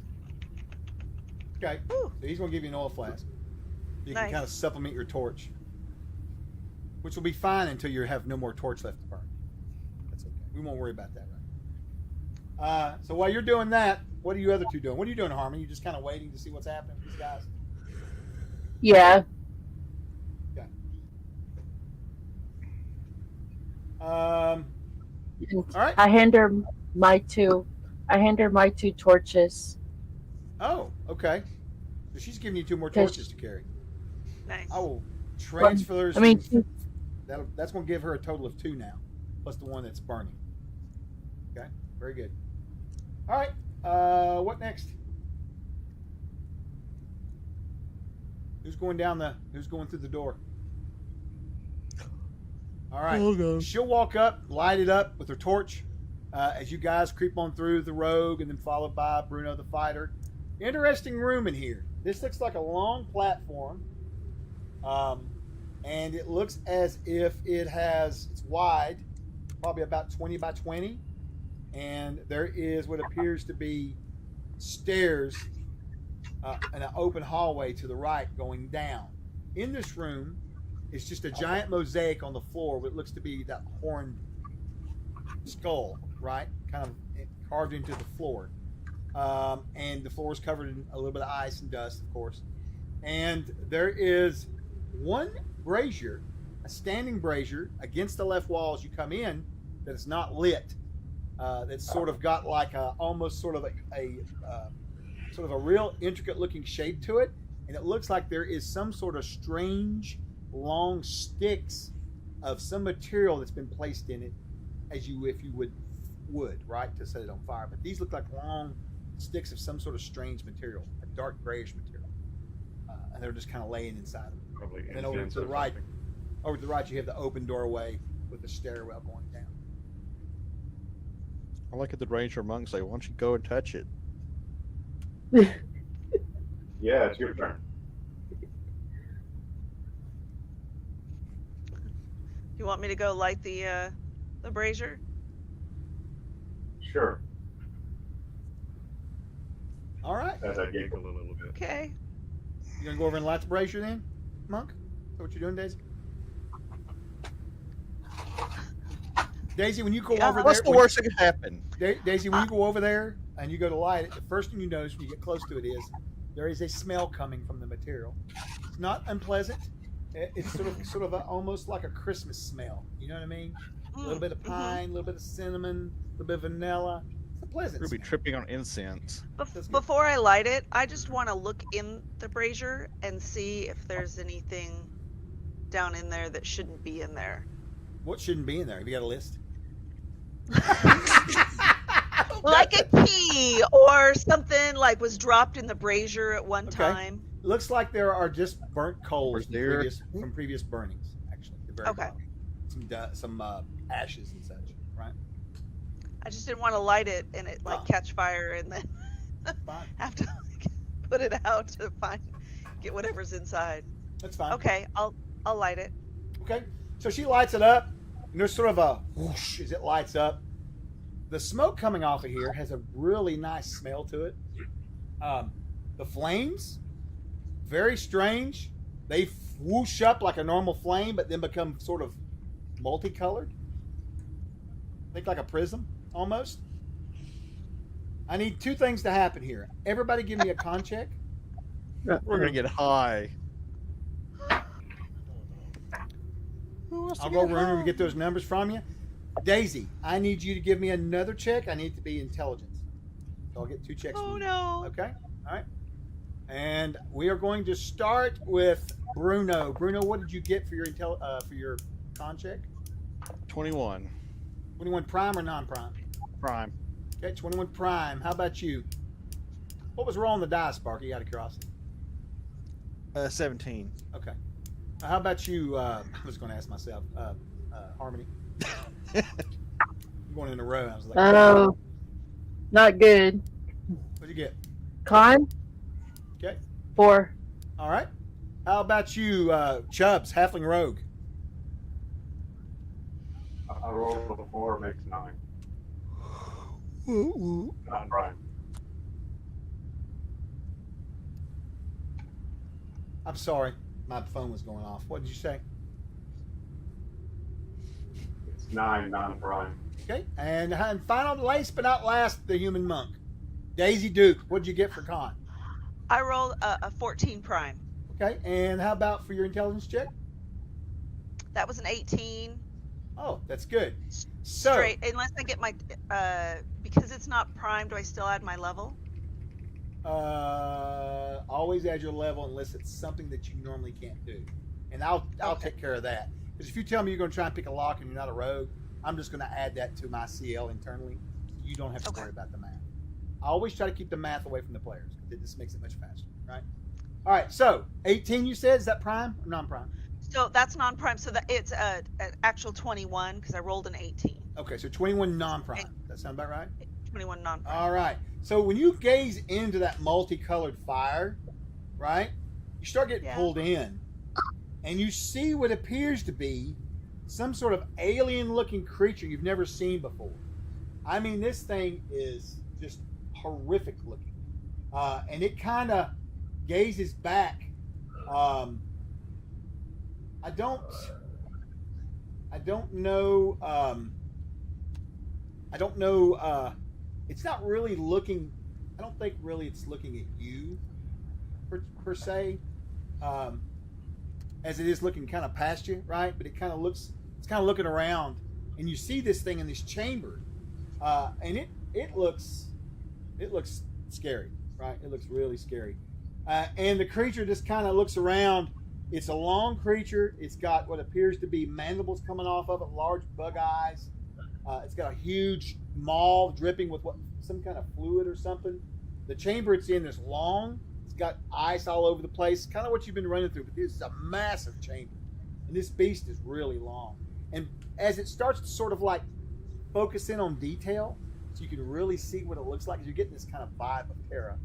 It just all kind of, with your save, you kind of get pulled out of it, okay, for just a second. And then you just kind of black out, right? In fact, Bruno, that smell emanates the room, and you see the monk collapse, and your other two compatriots collapse. They all just kind of fall to the ground. What do you do? Oh, shit. Who's closest to me? Also, the mosaic on the ground that was carved into it, the bone skull, where the eye sockets are on the ground, they begin to glow a light-colored, multicolored color, kind of pulsing. Which body is closest to me at this point? Or should we roll randomly? They're just laying around. She's over there at the brazier. Well, you guys are all kind of... I'm like closest to the rogue anyway. So I'm going to go there and try to kick him. So you and the rogue and the ranger are all there at the entrance. He kind of came in, looked around, and then she ran over to the brazier, right? So what was you going to say? I'm going to go over there and try to kick the rogue wake. Okay. And he seems like he is out of it.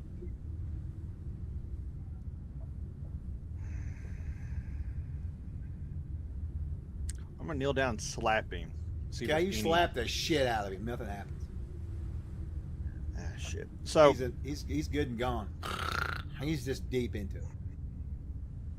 Okay. So, from my perspective, what else is going on? And then he goes. You hear him go, and he just kind of stiffens, and his eyes open. He just kind of lays there catatonic. He's still breathing, but he's like. And then you see or hear Harmony do the thing on her back, and you see her kind of stiffen and kind of roll over. And you don't see the monk do this, but you hear it. You know what's happening as you give me another Constitution save. Oh, that's a 20, so 23, 24 prime. All right, this is the second round. What'd you roll? 24 prime. Okay, and the room starts to spin and you collapse. Ooh. Okay. Much harder to see out the second round. Just right before I pass out, I go, I told the party we should have hired on a wizard. Should have. But no one brought a wizard to the fantasy game. Anyway. All right, you guys will pass out. Eventually, we'll start with the troublemaker, human monk, Daisy, who will wake with a massive hangover. Daisy, I don't know if you're ever a hanger in real life or not, but you got a terrible headache right now. You just kind of laying here, and something is cold is hitting your face and just dripping on it. You kind of wake up, and you get hit in the face with big drop of cold water. You kind of roll over and you see what looks to be an ice-covered ceiling with little, shards of ice kind of hanging down and little drops of water just kind of hitting you in the face. You kind of set up and look around and you see your compatriots laying there too on the ground. They're all kind of passed out like this. Out before you is a long hallway, a chamber. And with horror, you realize this is the chamber you saw in your vision. Okay? This chamber we're goes not in for... the same room. No, you're not. And this chamber is probably... Are we naked? You're not. Not yet. And it looks like this room probably goes for a good, I don't even want to say, probably 100 feet long, right? Now, you're up on what appears to be a rised area. It goes out for probably about 30 feet in that direction. Then stairs go down to a lower area. And then on the far end, you can make out clearly, because there are torches lit in here. Well, I shouldn't say torches. There is light in here emanating from the crystal ice that's ever in the ceiling. There's light coming through so you can see. Okay. On the far end, stairs go back up to a square platform that juts out at the end of the room. And on that platform is a large stone-looking sarcophagus. Okay? All right? And that's what you see, other than the mist and ice and cold in here, as you kind of roll over and say it. And about that time, before you say anything, the other three start to kind of come awake, kind of coughing and holding their heads and sitting. Oh. Do we still have our backpacks? You got all your stuff. Yep. This is why I don't do drugs, he says. I'm going to take my other health potion. Okay. He'd look... And remember, you do have bandages on your characters. Some of you should have bandages. Yeah. Now, bandages in my games are just... The bandages in my games do two things. They do stop bleeding, 2 points of damage. Heal. That's it. I don't roll any dice. Move on. All right? Because I don't see a difference between 1 and 2 points, honestly. Okay. If you want to use bandages, they're just 2 points. I want to use all 4 of my bandages. That's perfectly fine. That's what they're there for. Oh, and I think you asked a while ago, well, padding. Yeah, it's coming. All right. Did you guys kind of wake up? What do you say, Bruno? What's going on? Yeah, like... Again, you... Why?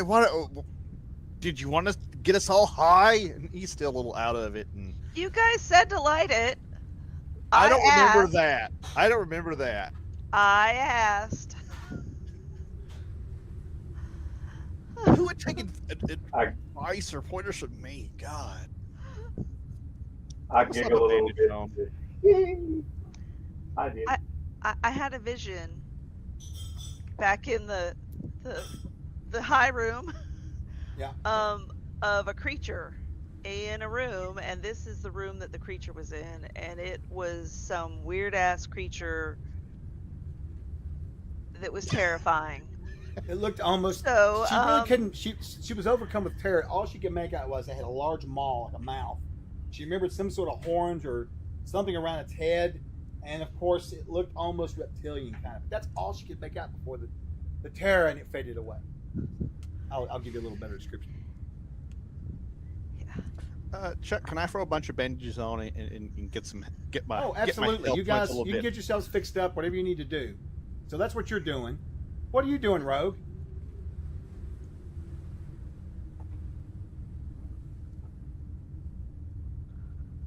What are you going to do? While they're all healing up, I'll go ahead and search around the room, I guess. Okay. All right. Well, you're all the way here. Like I said, you're at the front. What looks to be a giant door. I didn't even tell you what was behind you. Looks like a giant double doors. They are shut, and looks as if they are chained shut. Looks like they are chained on this side. All right. I'll search for traps. You guys don't know how we got in here either, do you? No one? Magic mojo. Magic mojo. That's exactly right, Chris. We're probably all high as a kite imagining this at this point. Probably. I kind of am tasting the number 2 right now. So that's weird. What? Do what? I'm not asking. All right, never mind. All right, so All about being high, yeah. so do you get yourself healed up? Human fighter, Bruno. Yeah, I got band-aids all Is over. anybody else healing themselves, or everybody else good? Good. I got a Before 16 you- prime what- search. And what are you trying to do, Chris? 16 prime on the search for traps and all on the door. And you're going to try to go through, kind of walk over, down, and just keep walking toward the other end looking, right? Yes. Okay. You walk down slowly and start checking for traps. You guys can see him doing it. You know what he's doing. What are you doing when you see him start heading down? He walks 30 feet. He's going down the stairs a little bit, and then the rest of the room is going very slowly, looking and checking, prodding, looking for traps. So what are you going to do, Bruno? You're going to stand here and kind of wait, or do you want to do anything else? I'm going to keep an eye on the rogue, but also keep an eye on the rest of the party. Sure. Kind of like halfway in between everybody. Okay. How about you, Harmony? Well, if anybody's needs assistance up, I'll help them and then start heading towards the road. Okay, so you're going to follow back a good distance back, but let him do his thing, but keep going that direction. Yeah. Okay. And Monk, Troublemaker, what would you like to do? I'm gonna take my potion and then I'll stay near Harmony. Okay. So they're going to walk forward slowly behind the road. Probably, what y'all going to give him? About 20 feet, 30 feet, something like that? Yeah, that sounds about right. So basically, you will walk down off of the stairs when he's about 30 foot out, right? Which is about roughly 60 foot from the door, so a little more than halfway across the room. And Bruno, you're going to turn and kind of follow behind them, I guess, probably. Mm-hmm. Staying as far as from the monk as I can. All right. So you go across through there, and you get about 70 feet in when you stop, and you see what looks to be you definitely can tell that there's something weird with the floor. You get down and look a little closer. You're pretty sure you think there might be some sort of trap here. You're not 100% sure what it is, but you can certainly try to disable it if you like. All right, give me another check here to disable it. Yeah. That open locks or traps, I guess, again? Yeah, just do traps. Yeah, that's fine. You need to have them 15 different ways, right?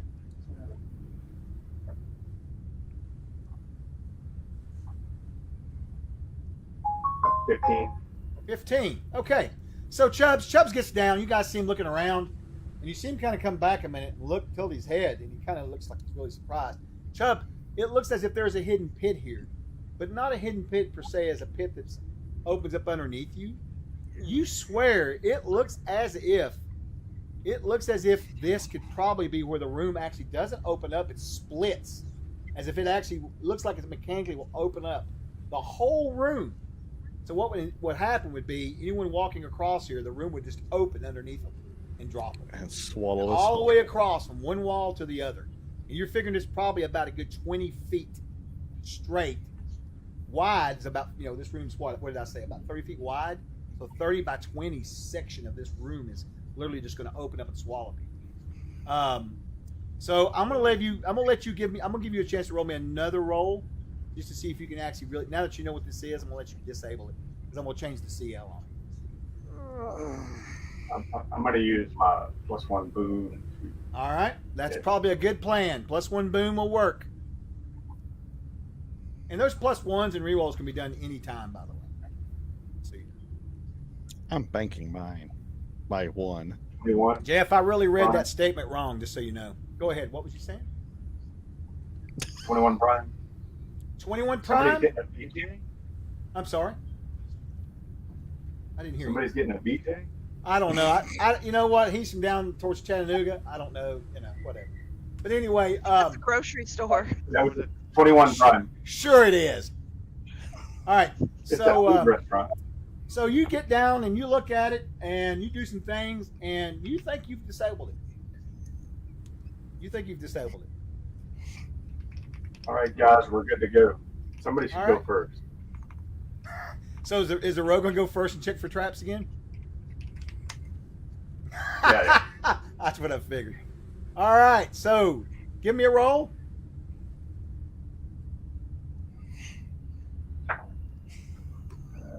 19, 20, 23. All right, Right. you start heading closer. Now, as you move across this room, oh, come on and laugh, Jeff. Try to be serious. Anyway, go across this room, and you get probably about, Chubbs, you're going to get probably about 20 foot from that, where it rises up. And as you get to where the stairs are, you've still not seen any traps. You start to go up the stairs, and as you get closer, you can tell that that this stone block that's down here, the sarcophagus or whatever it is, the lid on it is open and shifted. Okay. So all you got to do is go to the top, walk forward about 5 foot, and look in.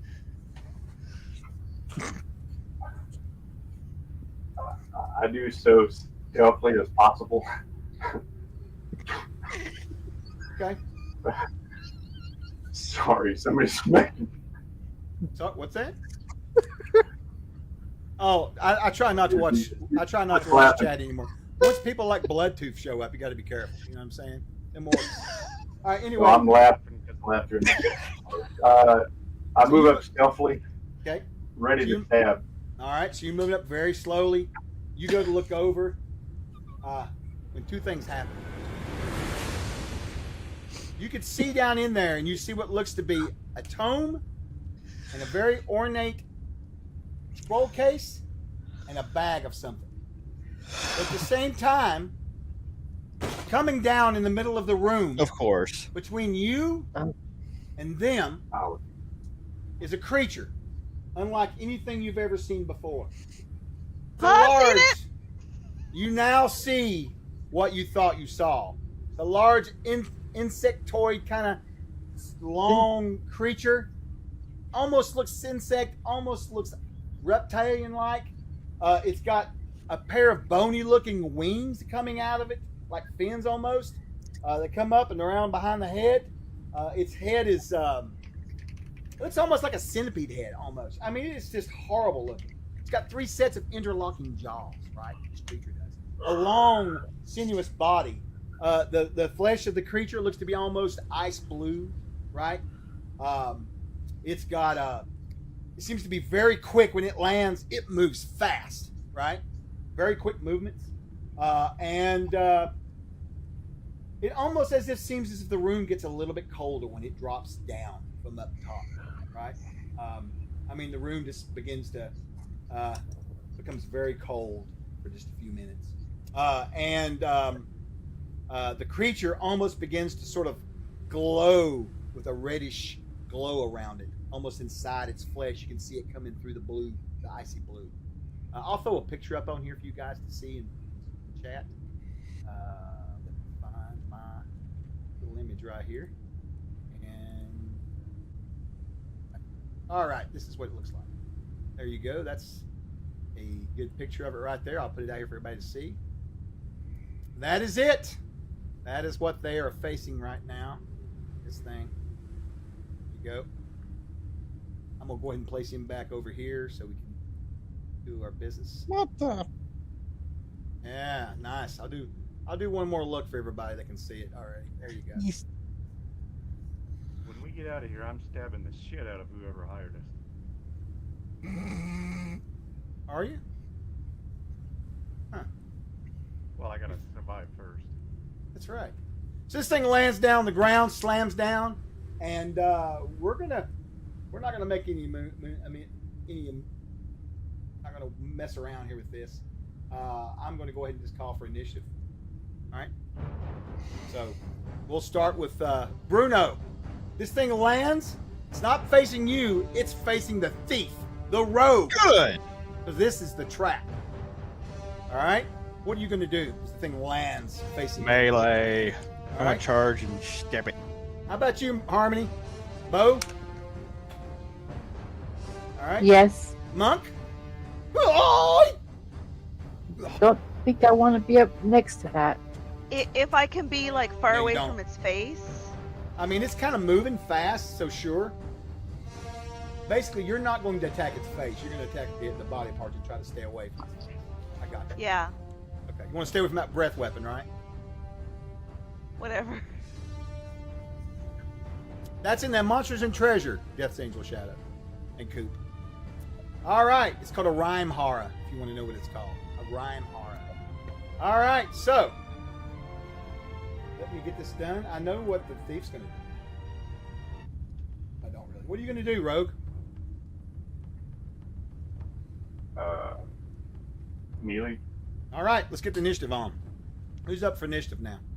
Would that be? I think that's Harmony, right? I think you went last when that fight, human fighter. All right, here we go. Harmony, D12. 9. I rolled a 12. Woo! Check out my 12. This is a Chinese. Someone give us a reroll so we can make him reroll. No. Look at that. This is a Chinese calendar set of dice, and that's got the big. It's pretty. Yeah, it's got that cock on it there. The Chinese. See it? So that's my big. Nice and big, dice. Chuck. Big cock dice. I love it. All right, so. All right. Well, it's what it is. It's a rooster. Yeah, exactly. All right, so I'm going to go first. Creature lets out a horrible howl. And all of a sudden, an immense amount of heat explodes from the creature. Something you were not expecting at all, right? As it starts, this heat starts coming out of it. It lurches out at you, Rogue. What is your AC, Rogue? Not enough. Big old 14. Big old 14. All right. And it comes down the bite, and it hits you. It does bite you for sure. And you're going to take. Roll me a wisdom check. What is your natural wisdom actually? 14. Oh, I'm sorry. 14. 14. 14. Okay. So I'm going to say that's a pretty good roll. So I'm going to rule that when this thing bites you, you notice that it has taken damage in the past. Clearly, this thing has been in a lot of battles to protect whatever's here. It's actually missing some of its teeth. It's actually missing part of its flesh and stuff. It's been banged up as long as it's been here. Anyways, I'm going to go ahead and roll damage. Let's see. All right, you're going to take 5, 6. Looks like you're going to take 7 points of damage from this creature when it bites you. And I need you to give me a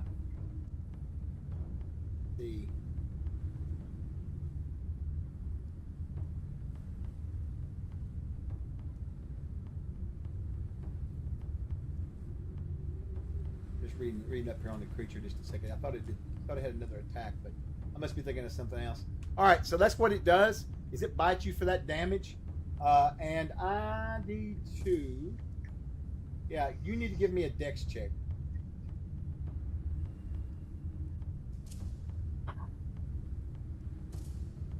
Actually, I take that back. You don't have to roll nothing. You go take an extra 2 points of damage as you get burned from the face as it comes in and bites you. So this ice creature is literally burning with flame now around its flesh. All right, kind of scarlet flames kind of come up around it. They're almost multicolored. The flames are matching what you saw in the eyes and the skull and what you saw in the fire earlier to you, Daisy. All right, so that's what it does this round. But you notice, guys, that its tail, where that thing's long, is starting to circle around and around and around the perimeter of the rogue, and you know that it's probably going to try to encircle this thing. Just letting you know that. All right, we're going to swing around. We'll go to the ranged attack first, which is going to be Harmony. Harmony, take your shot. Okay. Ooh, come on. Oh, Coop, you can get those from Black Oak Workshop. Craig's a very good friend of mine. There's his logo right there. It's Black Oak Workshop. They're great dice. I love all his dice. He makes all kinds of dice. He makes them for Gary Con and everybody else. Here's a set he made a while back for Gary Con. That these are Orcus dice. But anyway, yeah. Anyway, where were we? 19. What'd you get? 19 to hit. 19 that's a hit. to hit. That's a direct hit. Good hit. Do me some damage. So can I use my boon on my die rolls or just Absolutely. on my Any die roll. damage roll? Any of them. Okay, I'm gonna use it on my die roll on my damage. Okay. 6. All right, 6 points of damage. Okay. And how about you, Mealeers? You can all Are three you attack if using you both want. your plus ones? You have 2 plus ones. Is that just using 1 or 2? Just 1. Okay. She's gonna be smart, I think, about it in case she rolls something else. While she's note keeping, I am going to charge at it and take a swing. Keep in mind, if you roll a 19 and you add a 1 to it to make it a 20, I will count that as a natural 20. So.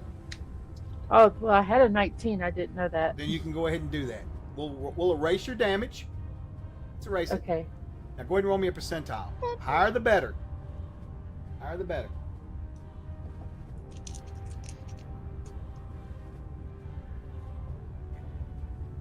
$92.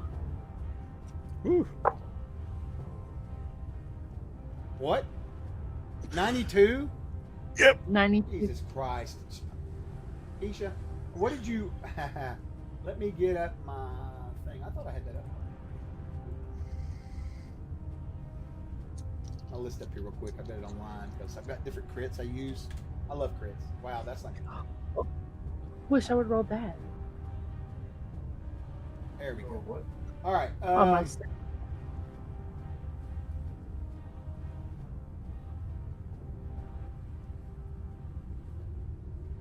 What'd you use? What weapon? Oh, it's a bow, right? Yeah. Okay.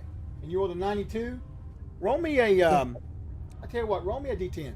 Let's see where you hit it. Ooh, wish I could have rolled that while ago. I dropped my dice and it rolled 100. Oh. A 10.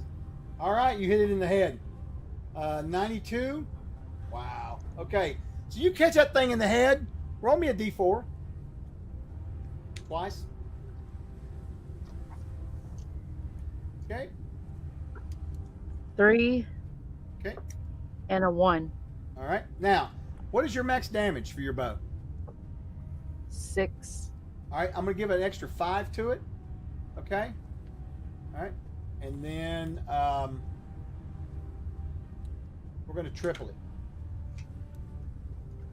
So that's 18 points of damage for that critical hit. No, wait. You said a max. What was your max? 6? 6 d6. So plus 5 is 11. That's going to be 33 points of damage you do to it, that critical hit. Holy shit. All right, she comes out swinging with 33 hit points of damage on a crit to this creature, this Rhyme-Horror. Very nice, very nice. All right, you're up. We'll go ahead and do the other 3. You guys go ahead and take your melee attacks. When you got your attacks, go ahead and roll your damage, and then just raise your hand, and I'll hit you up. All right. Unless you roll a nat 20 or something like that, or roll. I got a nat 20. All right, then we'll do a percentile for you. Roll me a percentile. Yeah, that was very nice, Harmony. Or Keisha, or both. Yeah. 39. 39. You're going to do max damage plus 3. All right. So that's going to be 16 total. All right, 16. And how about you, Monk? You got your rolls in yet? I missed. Did you roll? What did you roll? 1. A 3, so it'd be a 7. If you're gonna miss, I miss didn't get a by 1. That's okay. Yeah. How about you, Chris? Can I count it as a back attack? Yeah. I mean, I guess it's in front of me, so. Yeah, no, it's in front of you. Yeah, you don't do a back attack, right? He'll just do your. Yeah, it wants to eat you, so you're the one. You're the thief. Fitzwardle. You're the burglar. Okay. That would be 18 to hit for 4 damage. 4 damage. All right. Yep, that hits. All right, you guys swing into it. I need all 3 of you. Well, Tina, you didn't hit. You 2 that hit, both give me dex checks.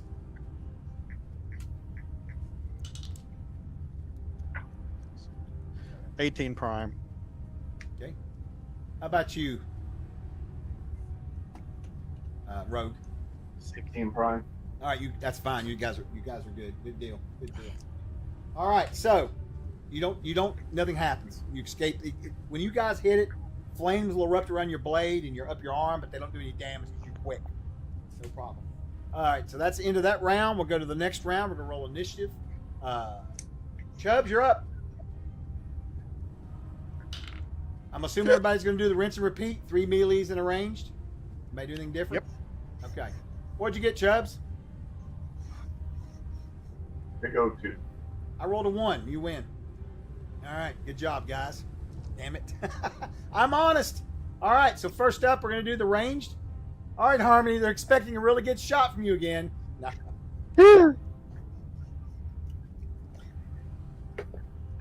But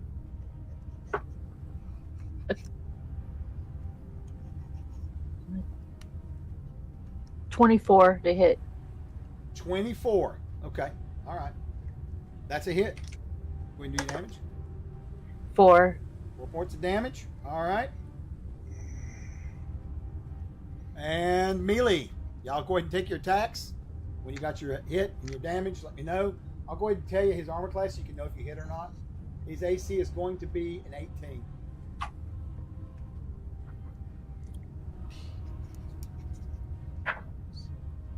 I got a hit. So you got 6 a hit? points of damage. Yep, 6 points of damage. Okay. I hit for 1 giant point of damage. Yes. How much? 1? Okay, it explodes. No, I'm joking. It doesn't explode. All right. And then what about you, human monk, Daisy Duke? Sorry, I had myself muted. Sorry. I'm using 2 boon points and getting a 20 crit. Ah, damn it. Yeah. Well, thankfully, the chat's not bought very many today, so you guys are running out of stuff now. I might have a chance to kill you. All right, go ahead and give me your percentile roll. Okay, so I got a 6 on my damage. Don't worry about that yet. Go ahead and roll your percentile first. Let's see, because if you get high enough, you won't have to worry about rolling damage.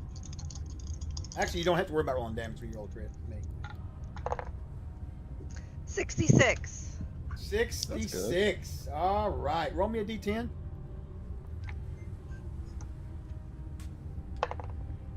10.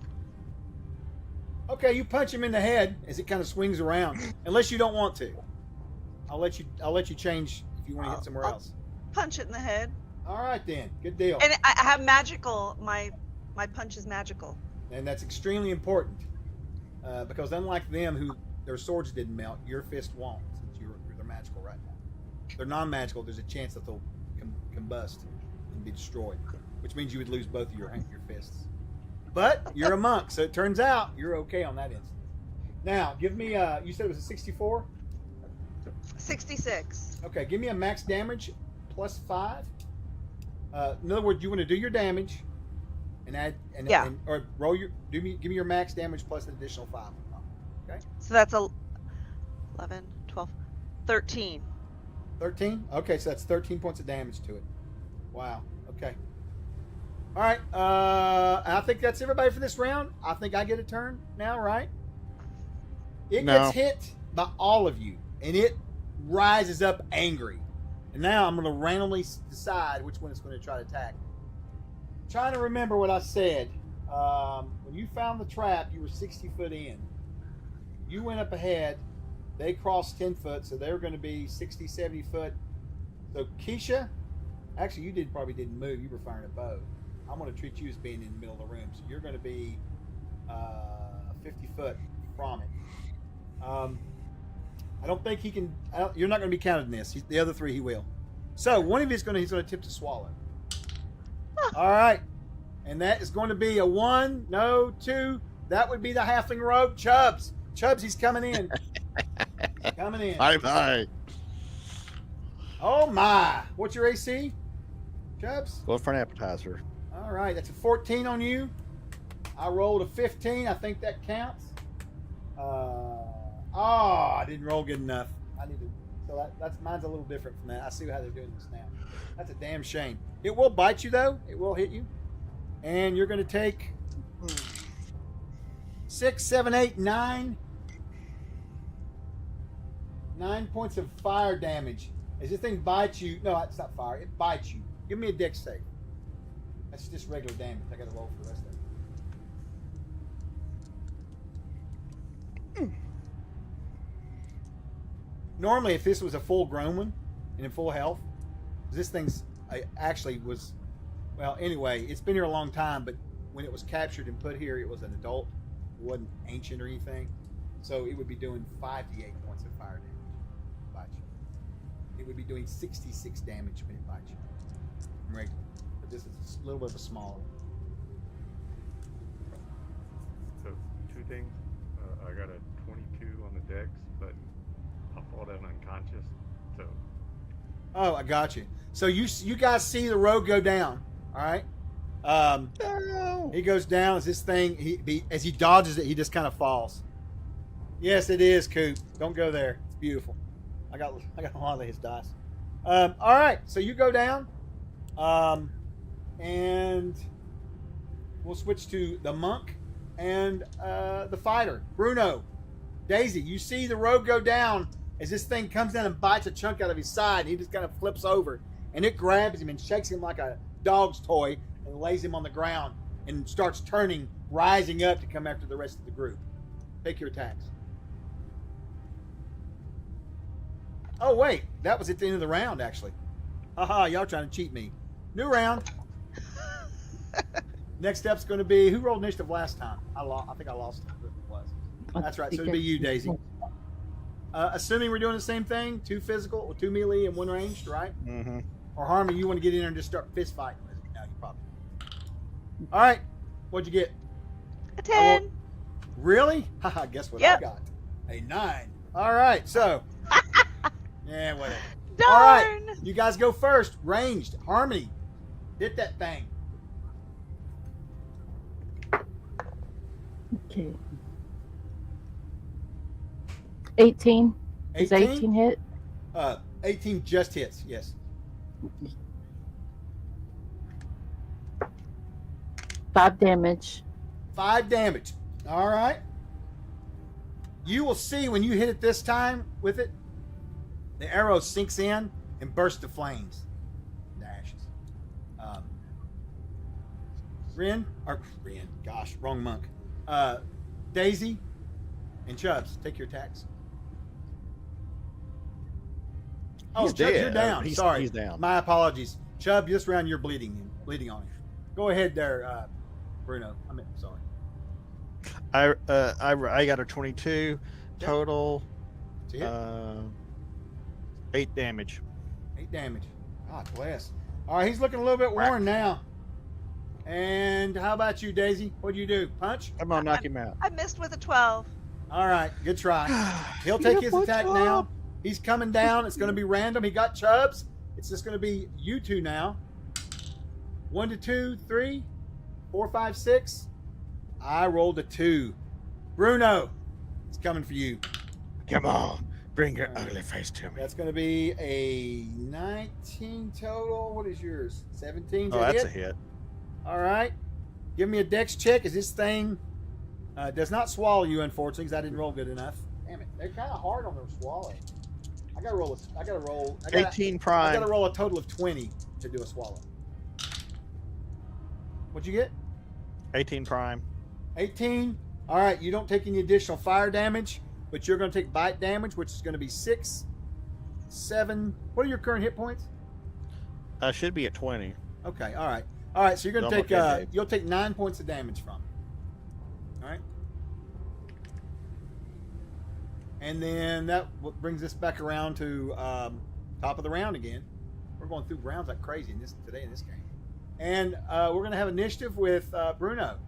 Rinse and repeat. Just out of curiosity here. Well, we'll worry about that in a minute. I got 11. Oh, no worries, man. We're only going to be here for just a few more minutes, and then we're going to raid out. We're almost done. Last battle of the night, right? Have a good evening. Good hanging out with you. What'd you get? 11. Well, you beat me. All right, take your attacks. Damn it. I really need to go first this round. Harmony, you're up. Okay, roll a 2. I don't think that's 12. 12 will not hit it. No, it kind of just evades the arrow, which is perfectly fine. All right, if Bruno wants to take a swing, Let's see what's going to happen. Daisy, you want to take a swing? Remember, your comrade is bleeding on the ground. You may want to not Yeah. attack this round and help him out, right? That's what I'm gonna do. Okay. All right, so go ahead and take your action. What do you want to do? I got a 16 on the die, so I think it's a miss. That is a miss. It's not 16 on the die, that's total. Okay. So what are you miss. doing this round, Daisy? You stopped to punch and you realize, oh, my friend's down. I better go help him.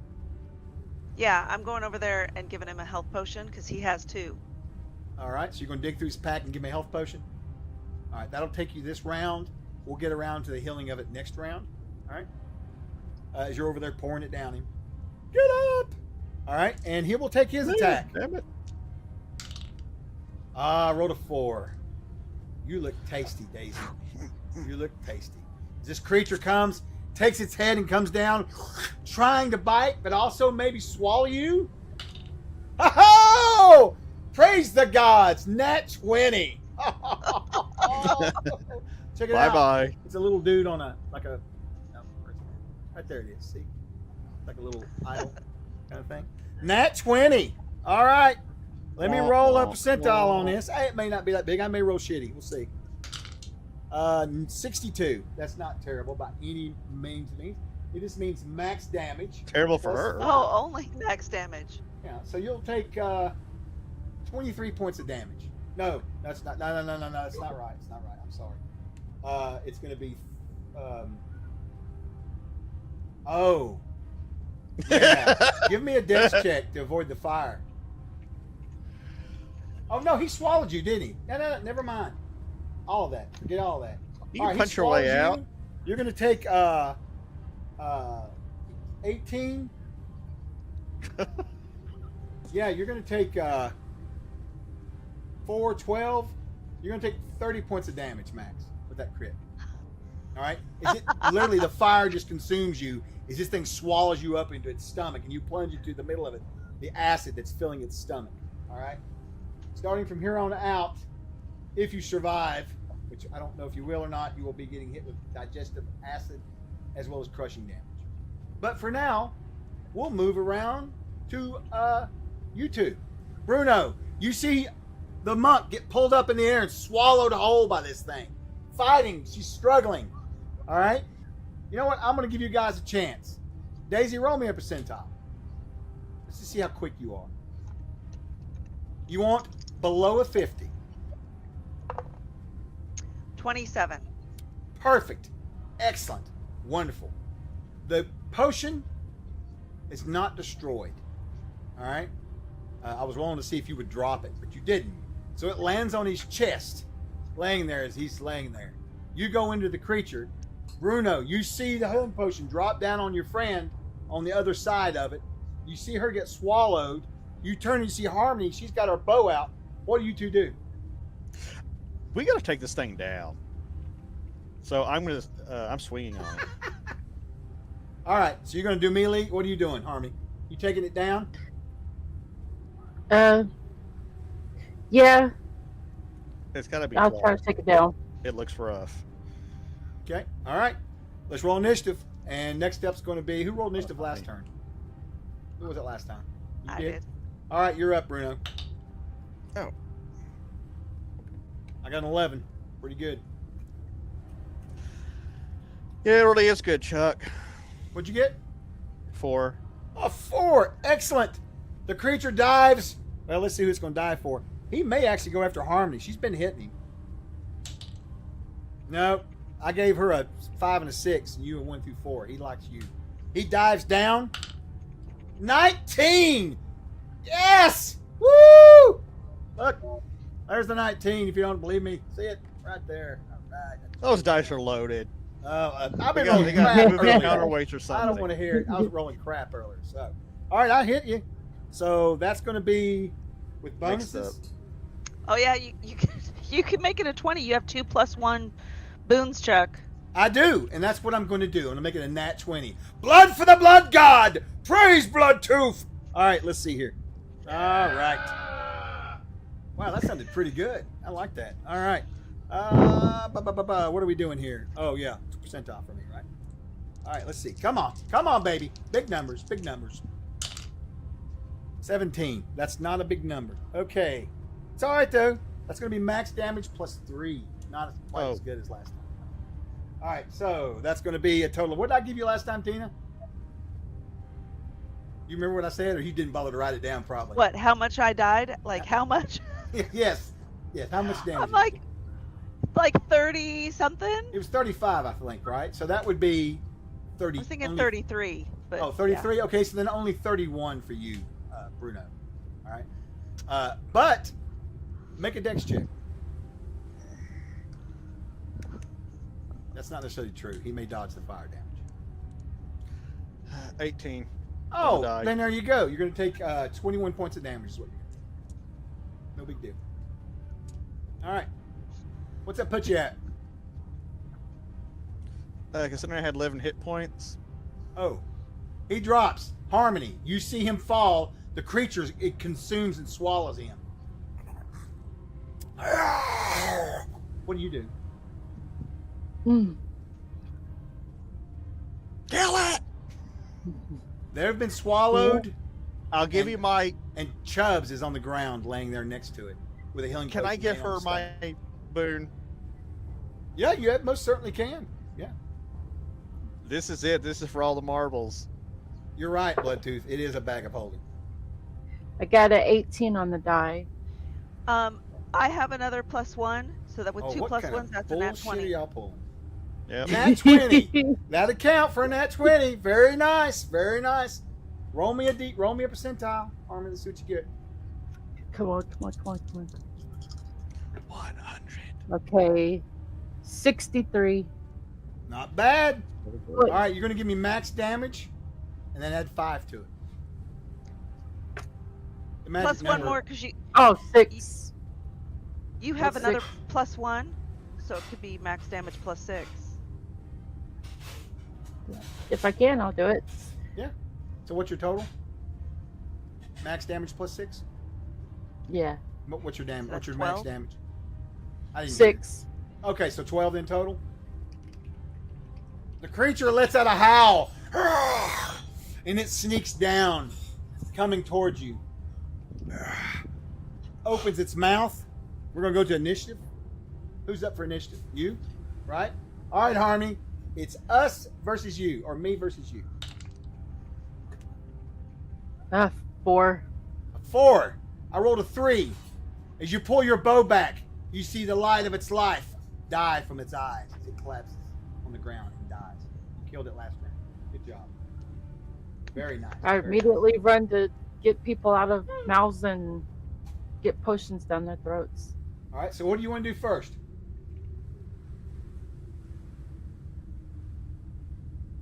Get people up. Okay, so you run over to the beast to try to see what you can do. What do you want to do? They're inside of it. Yeah, I try to cut.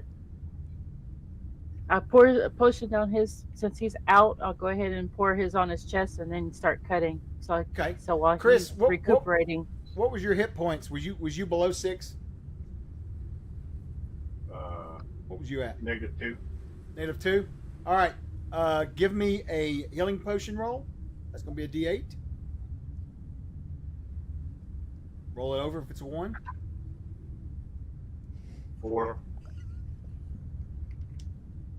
Okay, so you get back 4 points of healing, but you're knocked out. Okay? When you come to, you're going to find Harmony sitting over you. She's got a very worried look in her eyes. And she'll tell you that while she was waiting for you to wake up, she messed around with the creature and started to cut it open. And all she could find in there was dissolved flesh and bones. Because both of your party members have been devoured, and the acid inside, between that and the crushing, destroyed them. You guys can go up to the tomb that's open. You will find a tome in there, a sack, very large sack, containing what looks to be trade bars of gold, and a ornate scroll case. Looks like it's been sealed.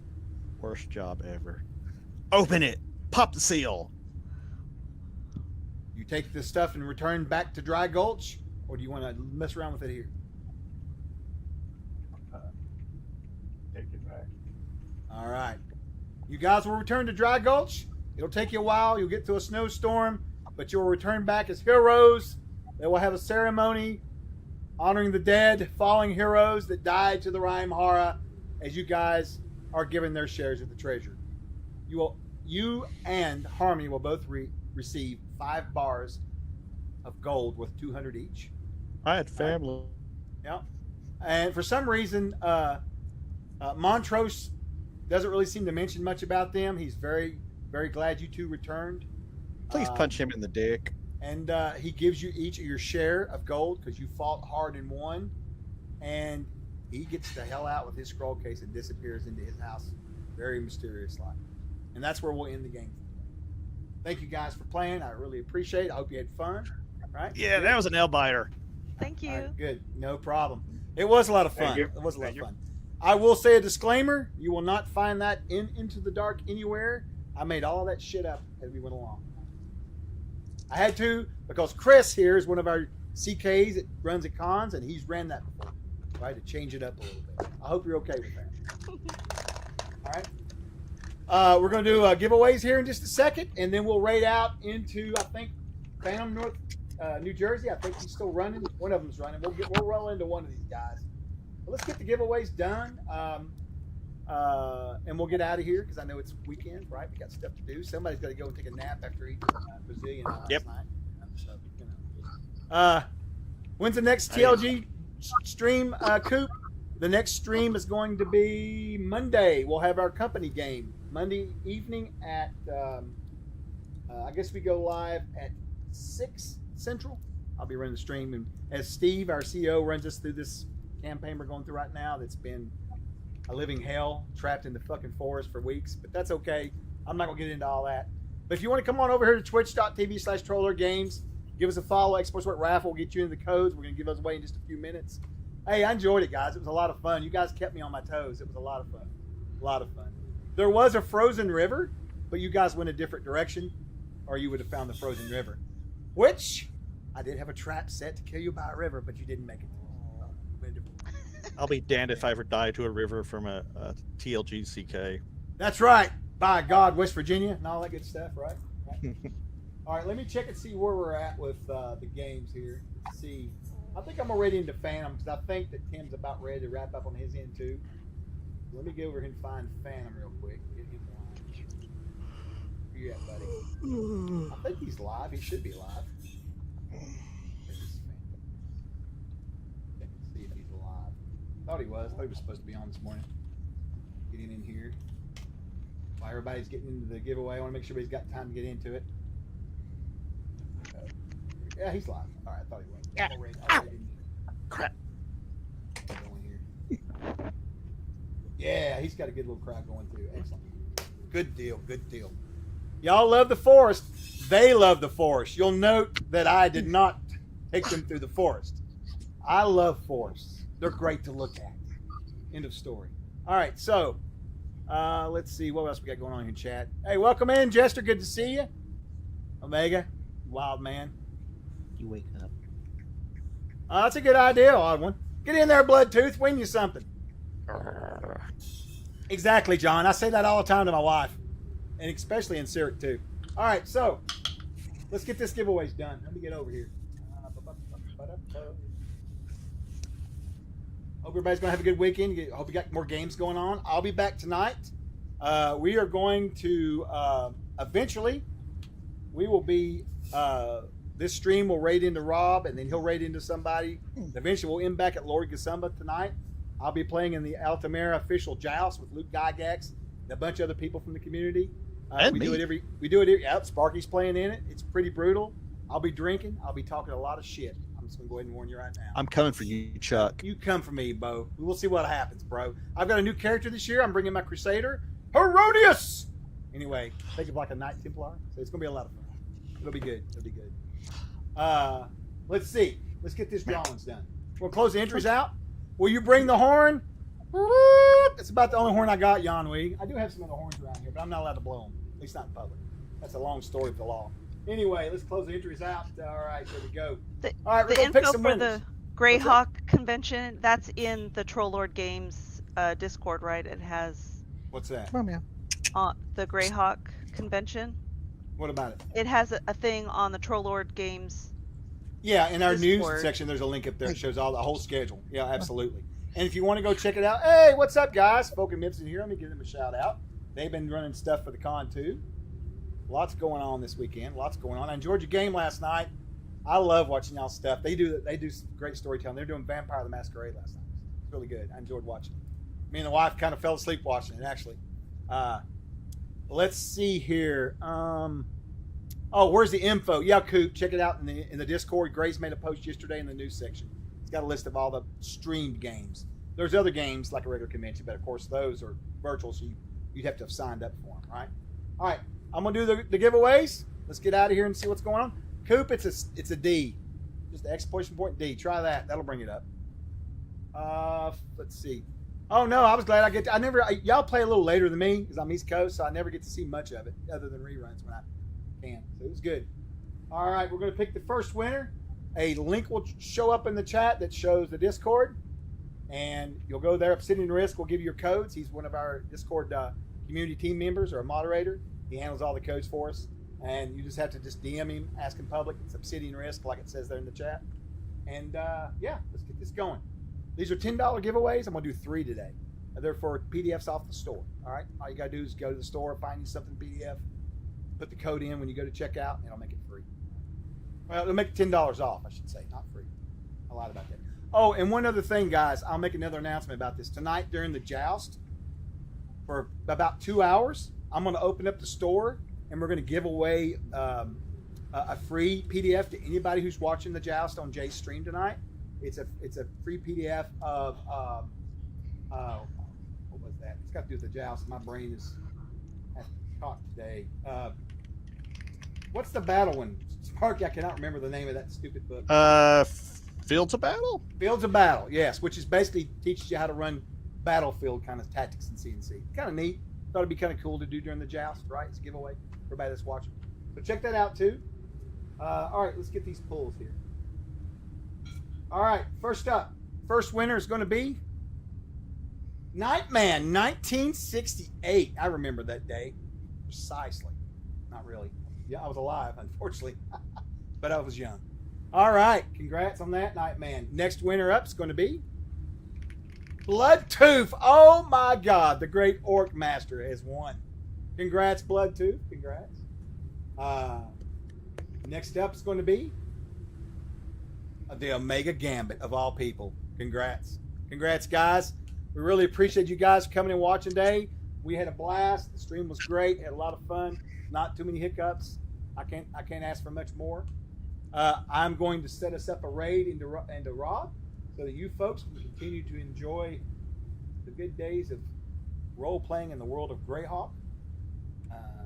You guys didn't even get over to where Altamira was. You were close. In a different direction. Set this up. All right, we'll give Phantom New Jersey a... All right, there we go. And if you guys aren't going to join a raid and you want to check him out later, I'll give him a shout out anyway because Rob's a fantastic supporter. He's a good guy. He's great, and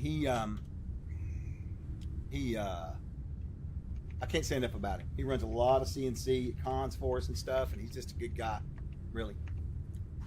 So let me shout that out and see, did that work? Ah, it did, great. So you can go check him out there if you don't go with the raid.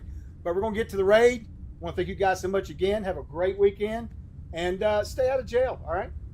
Y'all have a good weekend. All right, Troll's out. I'll see you tonight for the joust. Going to go down, Sparky. You're going down, motherfucker. Down. You're getting the middle finger. Hey, you know what? I'm number 1. I know.